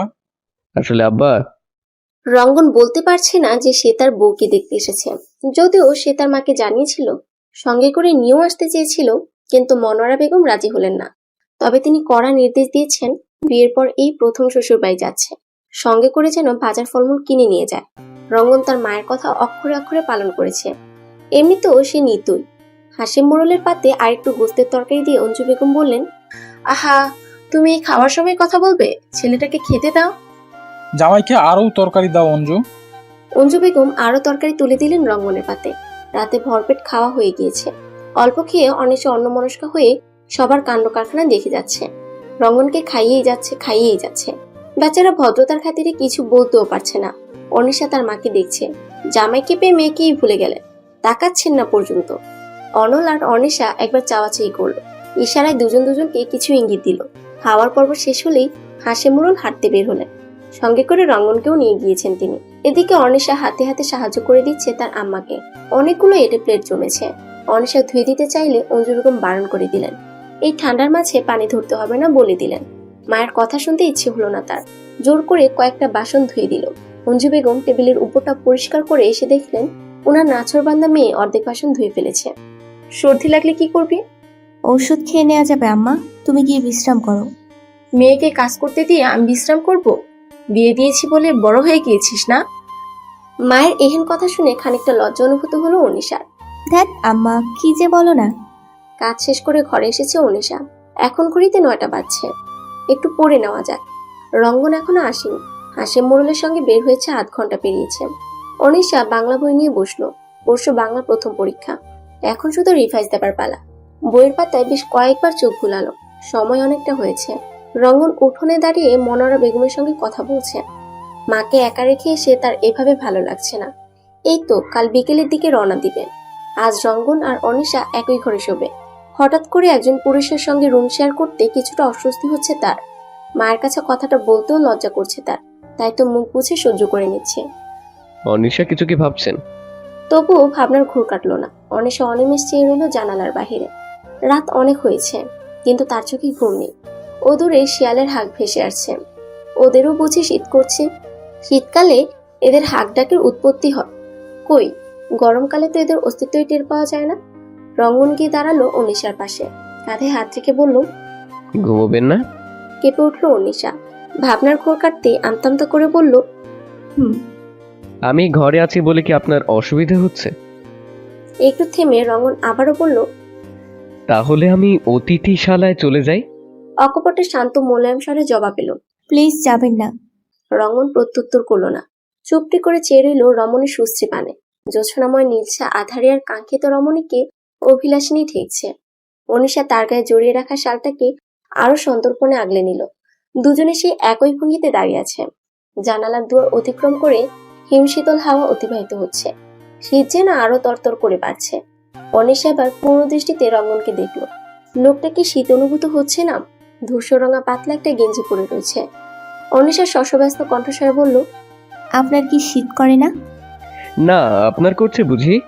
আর একটা শাল এনে দেব? অনিশা বুঝলো লোকটা তার সঙ্গে মশকরা করার চেষ্টা করছে, তবু কোনো ভাবাবেগ নেই তার মাঝে। সে এগিয়ে জানালা আটকে দিল। এরপর অপর পাশে ফিরতে কোমল হাত জোড়া নিজের পুরুষালী রুক্ষ শীতল হাতের মাঝে আগলে নিল। অনিশা অবাক হলো না, তবে সর্বাঙ্গ কম্পিত হলো। মেরুদণ্ডে হিমপ্রভাব বয়ে গেল। হুটহাটে কম্পনে খুব বিরক্ত সে। তার নিজে ব্যবহারই নিজের কাছে কেমন অসহ্য হয়ে উঠেছে। একটা স্বাভাবিক সম্পর্কে কেন সে সহজ হতে পারছে না, খুব ভাবাচ্ছে তাকে। 15 দিন কি যথেষ্ট ছিল না অর্নিশা? আবারও দুজনের দৃষ্টি বিনিময় হলো। রঙ্গন আবারও বলল, এই 15টা দিন আমার জন্য কষ্টকর ছিল। প্রতিটা মুহূর্ত আপনাকে মনে পড়েছে। আচ্ছা, আপনার কি আমাকে একটু মনে পড়েনি? অনিশা জবাব দিতে পারলো না। তারও তো মনে পড়েছিল, খুব করে মনে পড়েছিল। আচ্ছা, হুট করে জুড়ে যাওয়া সম্পর্কে এত জোর, এত অনুভূতি? কই, লোকটা তো তার সাথে কোনো যোগাযোগ করেনি। কেন করেনি? যোগাযোগ করার চেষ্টা করলে কি কথা না বলে থাকা যেত? লোকটা কি বোঝে না? দেখেছেন, আমি একাই বকবক করে যাচ্ছি। একটু কিছু তো আপনিও বলুন। আমার ঘুম পাচ্ছে। আপনার মোটেও ঘুম পাচ্ছে না। এই লোকের দিকে আর বেশিক্ষণ চোখে চোখ রেখে তাকিয়ে থাকলে নির্ঘাত জ্ঞান হারাবে অনিশা। খানিকটা অসহায় স্বরে বলল, সত্যি আমার ঘুম পাচ্ছে। অনিশা চলে গেল বিছানার কাছে। রঙ্গনের জন্য ডান পাশে জায়গা রেখে সে শুয়ে পড়ল। ল্যাপটাকে পুরো বিছানা জুড়ে এলিয়ে দিলে। নরম তুলতুলে ল্যাপটা প্রচন্ড ওম। খুব আরাম লাগছে। এখন ঘুম না পেলেও সে ঘুমোবে। আখি থেকে ঘুম এসে ধরা দিতেই হবে। জোর করে চোখ বুঝলো সে। কই, ঘুম তো আসছে না। চোখ কেমন পিটপিট করছে। এই উষ্ণতার মাঝেও তার ঘুম আসছে না। রঙ্গন তার ফোনের ফ্ল্যাশলাইট চালু করলো। এখন কারেন্ট নেই। রঙ্গন খেয়াল করলো অনিশা এখনো ঘুমায়নি। সমানে চোখ পিটপিট করছে। হাসি পেল তার। তবুও হাসি আটকে অনিশার ডান পাশের জায়গায় শুয়ে পড়লো। ফোনের ফ্ল্যাশলাইট বন্ধ করলো না। ফোনটা রেখে দিল বিছানার পাশে থাকা স্টাডি টেবিলের উপর। খুব ভোরে ঘুম ভাঙলো অনিশার। সজাগতি নিজেকে রঙ্গনের বাহুডোরে আবদ্ধ পেল। ঘুমলে তার কিছুই মনে থাকে না। কোলবালে জড়িয়ে ধরে ঘুমানোর বদ অভ্যাস আছে তার। তাই তো কি অবলীলায় লোকটার শরীরের সঙ্গে আষ্টে পিষ্টে রয়েছে। ওয়েট এ মিনিট, অনিশা কোথায় জড়িয়ে ধরল? জড়িয়ে রেখেছে তো রঙ্গন। লোকটারও কি তার মতো এমন বদ অভ্যাস আছে নাকি? হবে হয়তো। কিন্তু অনিশা যে দম বন্ধ হয়ে আসছে, যেন কোনো অজগর সাপ তাকে চেপে ধরেছে। যা বাবা, লোকটাকে সে অজগরের সঙ্গে তুলনা করে ফেলেছে। নিজের উপরই হাসি পেল অনিশার। অতি সন্তর্পণে সরে গেল রঙ্গনের বাহুডোর হতে। সবে বোর হতে শুরু করেছে। মৃদু আজে পাখির কিচিরমিচির ধ্বনি কানে ভেসে আসছে। অন্দিকা কাটতে শুরু করেছে। একটু একটু করে আলোর ছটা মুখরিত হচ্ছে। সকালে খুব ভোরে ঘুম থেকে উঠেছেন অঞ্জু বেগম। উঠেই নামাজ পড়ে কাজে লেগে গিয়েছেন। হাশেম মোড়ল মসজিদে গিয়েছিলেন, এখনো আসেননি। ওনার সঙ্গে রঙ্গনে গিয়েছে। হাশেম মোড়ল যেন নতুন সঙ্গী পেলেন। সকলে একসঙ্গে খাবার খেতে বসেছে। অঞ্জু বেগম হরেক রকমের নাস্তা বানিয়েছেন আজ। খাওয়ার মাঝে রঙ্গনের ফোন ভাইব্রেট করে উঠল। খাবার সময় ফোন ধরতে ইচ্ছে না হলেও ধরল রঙ্গন। আসসালামু আলাইকুম। অপর প্রান্তের কোনো কথা শুনতে পেল না এখানে উপস্থিত বাকিরা। রঙ্গন এবার বলল, কিন্তু স্যার, আমি তো শ্বশুর। এখন রওনা দিলে আমার ফিরতে অনেকটা সময় লাগবে স্যার। ওকে স্যার, আল্লাহ হাফেজ। ফোন কাট হয়ে গেল। একটা ইমার্জেন্সি পড়ে গিয়েছে, এখনই চলে যেতে হবে রঙ্গনকে। এই ব্যাপারে ভারী বিরক্ত হলো সে। তার বিকেলে যাওয়ার কথা ছিল, কিন্তু এখন তাড়াহুড়ো করতে হবে, ভাল লাগে না। রঙ্গনকে চিন্তিত দেখে হাসি মোড়ল শুধালেন, কিছু হয়েছে বাবা? জি আব্বা, আমাকে এক্ষুনি ঢাকা যেতে হবে। হসপিটালে একটা ইমার্জেন্সি এসেছে। বিকেলের দিকে একটা অপারেশন আছে। আর একজন ডক্টর ছিল, তিনি এই মুহূর্তে দেশের বাহিরে। অঞ্জু বেগম বললেন, আচ্ছা তুমি আগে শান্তিতে খাবারটা খেয়ে নাও। অনিশা শুধু দেখেই যাচ্ছে। এই বিষয়ে কি বা বলার আছে তার? আর খাবার সময় কথা বলতে বিরক্ত লাগে তার। রঙ্গন চলে যাবে ভাবতেই খানিকটা খারাপ লাগলো অনিশার। মুখটা ছোট হয়ে গিয়েছে। অনল নিজের মতো করে খেয়েই যাচ্ছে। অঞ্জু বেগম আরো দুটো রুটি আর গরু গোস্তের তরকারি রঙ্গনের পাতে তুলে দিলেন। খাওয়া শেষে অনিশা আগেই ঘরে চলে এসেছে। এসেই রঙ্গনের যাবতীয় সবকিছু বিছানার উপর গুছিয়ে রাখলো। রঙ্গন ঘরে এসে তাড়াহুড়ো করতে শুরু করলো। তার এভাবে তাড়াহুড়ো করতে দেখে অনিশা বলল, এত তাড়াহুড়ো করছেন কেন? দেরি হলে ট্রেন পাবো না। বাসে করে যেতে হলে সময় লাগবে খুব। তবুও এত তাড়াহুড়ো করবেন না। আপনার কি প্রয়োজন বলুন, আমি এনে দিচ্ছি। আমার আপনাকে প্রয়োজন অর্নিশা। কথাটা আবছা শুনেও বুঝতে পারল না অনিশা। ভ্রুযুগল কুঁচকে এলো তার। বোকাশোকা স্বরে শুধালো, কিছু বললেন? রঙ্গন ডান বামে মাথা ঝাঁকালো শুধু। এরই মাঝে তৈরি হয়ে নিল লোকটা। অনিশা শুধু দেখেই যাচ্ছে। যাবার মুহূর্ত চলে এসেছে। রঙ্গন তার ফোন মানিব্যাগ পকেটে নিল। অনিশা একটু কাছে আসবেন? ধীর পায়ে রঙ্গনের কাছে গেল অনিশা। কিছু বলার জন্য উদ্যত হতেই রঙ্গন তার কপালে অধরষ্ট ছোঁয়ালো। অবাকের থেকে অবাক হলো অনিশা। এই প্রথম স্বামীর থেকে সিক্ত ছোঁয়া পেয়েছে। আবেশে চোখ বন্ধ করলো। অধর কোণে প্রসারিত হলো হাসি রেখা। অনিশাকে লজ্জায় ফেলার আগেই রঙ্গন ঘর থেকে বেরিয়ে গেল। আসি আব্বা, আম্মা, এই যে শালাবাবু। ভাইয়া আপনি আবার কবে আসবেন? আরেকবার এলে আমরা আবারও গল্লা শট খেলবো, কেমন? ইনশাল্লাহ। এবার রঙ্গন অনিশার দিকে তাকিয়ে বলল, আসছি। মৃদু স্বরে অনিশা বলল, ফিয়ামানিল্লাহ। সবার থেকে বিদায় নিয়ে রঙ্গন চলে গেল। অনিশার মনটা হুট করেই খারাপ হয়ে গেল। কিছুই ভালো লাগছে না তার। গেটের দিকে একবার তাকালো। রঙ্গন তারই দিকে তাকিয়ে আছে। লোকটা হাত উঁচু করে টাটা দিচ্ছে। সকলের দৃষ্টির অগোচরে ফ্লাইং কিছু ছুড়ে দিয়েছে রঙ্গন। অনিশা অবাক হলো। যাকে বলো প্রচন্ড অবাক।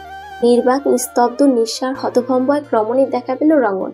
দেখতে দেখতে সবগুলো পরীক্ষা খুব ভালোভাবেই কেটেছে। পরবর্তী পরীক্ষাগুলো দেওয়ার সময় খুব এনজয় করেছে অনিশা।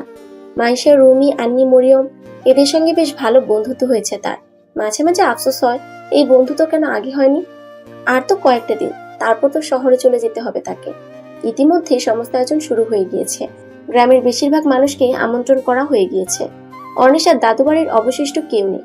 নানু বাড়িতে আছে সেই একজন মামা আর ওনার পরিবার। উনিও হয়তো রওনা দিয়ে দিয়েছেন। আদরের একমাত্র ভাগ্নির বিয়ের শুভ অনুষ্ঠান বলে কথা। ডেকোরেশনের লোকদেরও বলা হয়ে গিয়েছে।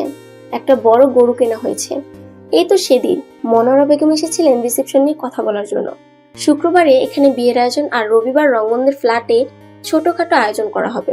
সবকিছু যেন খুব তাড়াতাড়ি হয়ে যাচ্ছে। এই তো সেদিন প্রথম দেখা হলো রঙ্গনের সঙ্গে। এরপর অপ্রত্যাশিত একটা ঘটনা। তারপর কাঙ্ক্ষিত সেই দিন, যেদিন দুজনের জীবন একই সুতোয় বাঁধা পড়েছিল। তারপর তার উচ্চ মাধ্যমিক পরীক্ষা। এখন সবাই মেতেছে বিয়ের আমেজে। ভাবতেই অনিশার মনটা বিষাদ মেঘমালায় ঢেকে যাচ্ছে। আব্বা আম্মা আর আদরের ছোট ভাইকে ছেড়ে বহুদূরে পাড়ি জমাতে হবে। এক নতুন ঠিকানা, নতুন সংসার।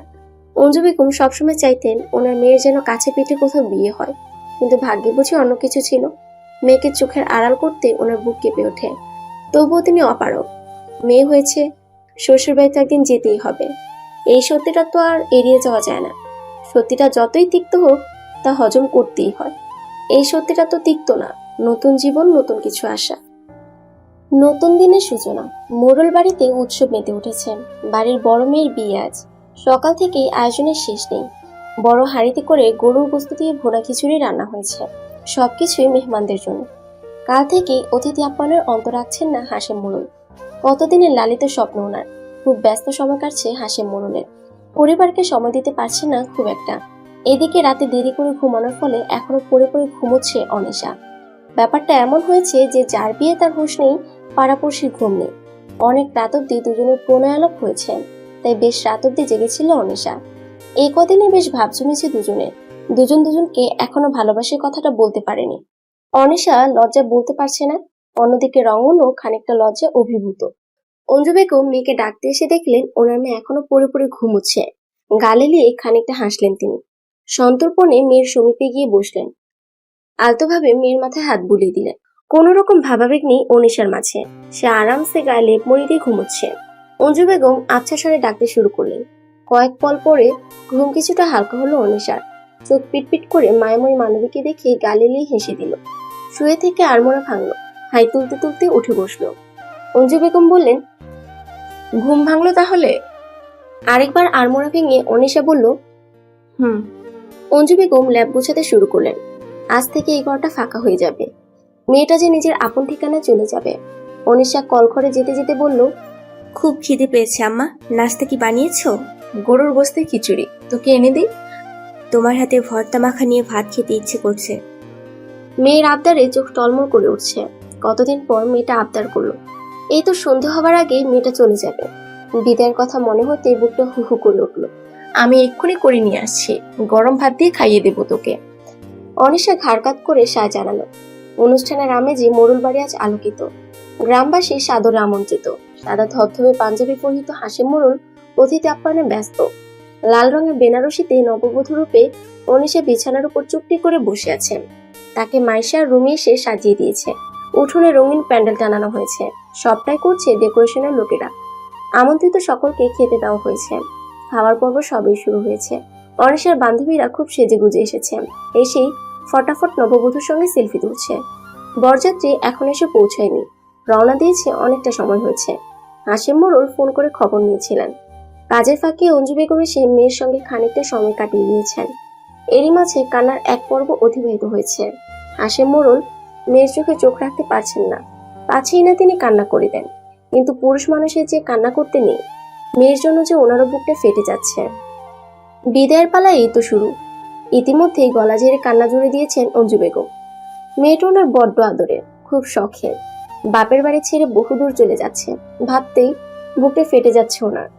ও আপা রে, তুই আমাকে ছেড়ে যাস না রে আপা। অনল গলা ছেড়ে কাঁদছে। ও আবার নিঃশব্দে কাঁদতে পারে না।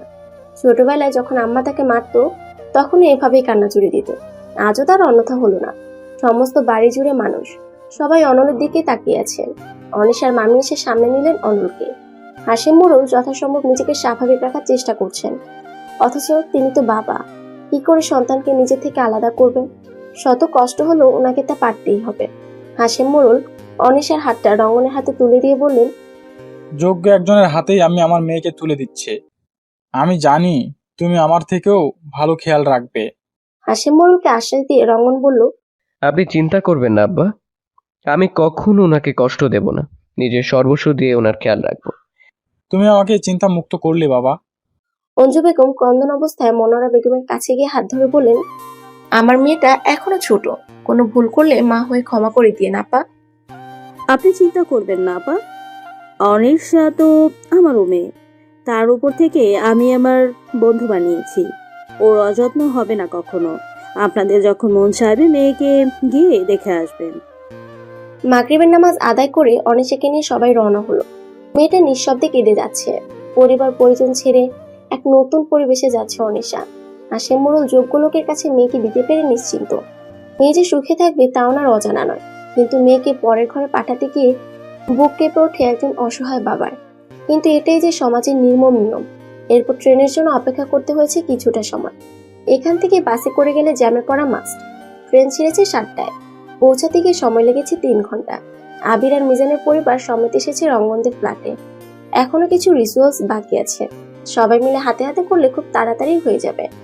মনোরা বেগম উচ্ছ্বসিত হয়ে পুত্রবধূকে ঘরে বরণ করে তুললেন। অনিশাকে ফ্রেশ করিয়ে হালকা কিছু খাবার খেয়ে দেওয়া হলো। অনিশা অবাক চোখে ফ্ল্যাটটা দেখছে। খুব যে বড়সড় এমনটাও না, তবে খুব সাজানো গোছানো। প্রত্যেকটা জিনিস অত্যন্ত যত্ন সহিতে সুনিপুণ ভাবে সাজিয়ে রাখা। রান্নাঘরটা বড্ড পছন্দ হয়েছে অনিশার। 4 রুমের ফ্ল্যাটটা রঙ্গনের বাবা মারা যাওয়ার বছর 2 আগে কেনা হয়েছিল। নিজের হাতে প্রত্যেকটা জিনিস গুছিয়েছিলেন মনোরা বেগম। স্বামীর রোজগারের শেষ সম্বলের বাসস্থান। মনোরা বেগম দুজনের উদ্দেশ্যে বললেন, বৌমারা তোমরা একটু অপেক্ষা করো, আমার বৌমাকে একটু প্রয়োজন। এই বলে মনোরা বেগম অনিশার হাত ধরে নিজের ঘরে নিয়ে গেলেন। অনিশাকে বিছানার উপর বসিয়ে তিনি আলমারি খুললেন। আকারে ছোট একটা গহনার বাক্স বের করলেন। এগুলো তোমার জন্য। অনিশাকে ওনার কিছু দেওয়ার আছে। একজোড়া কঙ্কন আর চেন বের করলেন। মনোরা বেগম অনিশার হাতে কঙ্কন আর গলায় লকেট সমেত চেন পরিয়ে দিলেন। অনিশা খুঁটিয়ে খুঁটিয়ে দেখছে কঙ্কন দুটো। দেখতে বেশ অনন্য, বহু আগের চিত্র কাঠামো হয়তো। এগুলো আমার শাশুড়ি মায়ের, বহু আগের ডিজাইন এগুলো। কিন্তু ভীষণ সুন্দর, এমন ডিজাইন আগে দেখিনি। আচ্ছা, উনি কি খুব শৌখিন ছিলেন? হ্যাঁ, ওনার বাপের বাড়ির সকলেই ছিলেন চ্যাকরা। মায়ের মুখে শুনেছিলাম গ্রামের বাড়িতে ওনাদের খ্যাতি ছিল প্রচুর। বিয়ের পর একবার গিয়েছিলাম। কথাটা বলেই গালি দিয়ে হাসলো বনোয়ারা বেগম। যাক, অনিশার এগুলো পছন্দ হয়েছে। ওনারও ভীষণ পছন্দের এগুলো। বিয়ের পর যখন নতুন বউ ছিলেন, তখন সবসময় এগুলো পরে থাকতেন। কতই না সুন্দর দেখাতো হাত দুটো। অনিশার হাতেও বেশ মানিয়েছে। গোলুমুলু গৌর হাতে জলমল করছে কঙ্কন জোড়া। ঘন্টাখানেক সময় নিয়ে রঙ্গনের ঘরটাকে সাজিয়ে গুছিয়ে দিয়েছে মিজান আর আবির। ফুল আগেই অর্ডার দিয়েছিল, বলা বাহুল্য কিছুক্ষণ আগেই ফুল এসেছে। সময় অনুমান করে অর্ডার করা হয়েছিল, নয়তো ফুলগুলো মূর্ছা যেত। আবিরের স্ত্রী আর মিজানের স্ত্রী মিলে অনিশার সেই লাল বেনারসি পাল্টে লাল পাতলা জর্জের শাড়ি পরিয়ে দিয়েছে। এরকম পাতলা শাড়ি কখনো পরেনি অনিশা। কিছুটা অস্বস্তি হচ্ছে বইকি, তবুও কিছুটি বলল না। লাল ফুলের সাদা চাদর, তার উপর গোলাপ, ডালিয়া আর রজনীগন্ধা দিয়ে সাজানো। অনিশাকে বিছানার মধ্যেখানে বসিয়ে রাখা হয়েছে। ঘড়ির কাঁটা গুনে গুনে 11:30 ঠকঠক করছে। সময় তরতর করে বাড়ছে। রঙ্গন এখনো আসেনি। আবির, মিজান আর ওদের পরিবার মাত্রই বেরিয়ে গেল। মনোরা বেগম ঘুমিয়ে পড়েছেন। ওনার হাই পাওয়ারের কিছু ওষুধ রয়েছে। রঙ্গন বাকিদের এগিয়ে দিয়ে সদর দরজা ভালো করে আটকে এসেছে। এরপর ধীর পায়ে নিজের ঘরের দিকে অগ্রসর হতে লাগলো। বুকের ভেতরে দ্রিম দ্রিম তরঙ্গ বাজছে। ঘরে এসে দুয়ার আটকে দিল রঙ্গন। আলমারি থেকে একটা খাম বের করে ড্রেসিং টেবিলের উপরে রাখলো। এটা আপনার অধিকার, আপনার যেভাবে ইচ্ছে খরচ করবেন। এখন থেকে আপনার সমস্ত শখ আহ্লাদ পূরণের দায়িত্ব আমার। অনিশা চেয়ে রইল রঙ্গনের দিকে। ধীর পায়ে রঙ্গন গেল অনিশার কাছে, খানিকটা সমীপে গিয়ে বসলো আর বলল, আমি আপনার বন্ধু হতে চাই।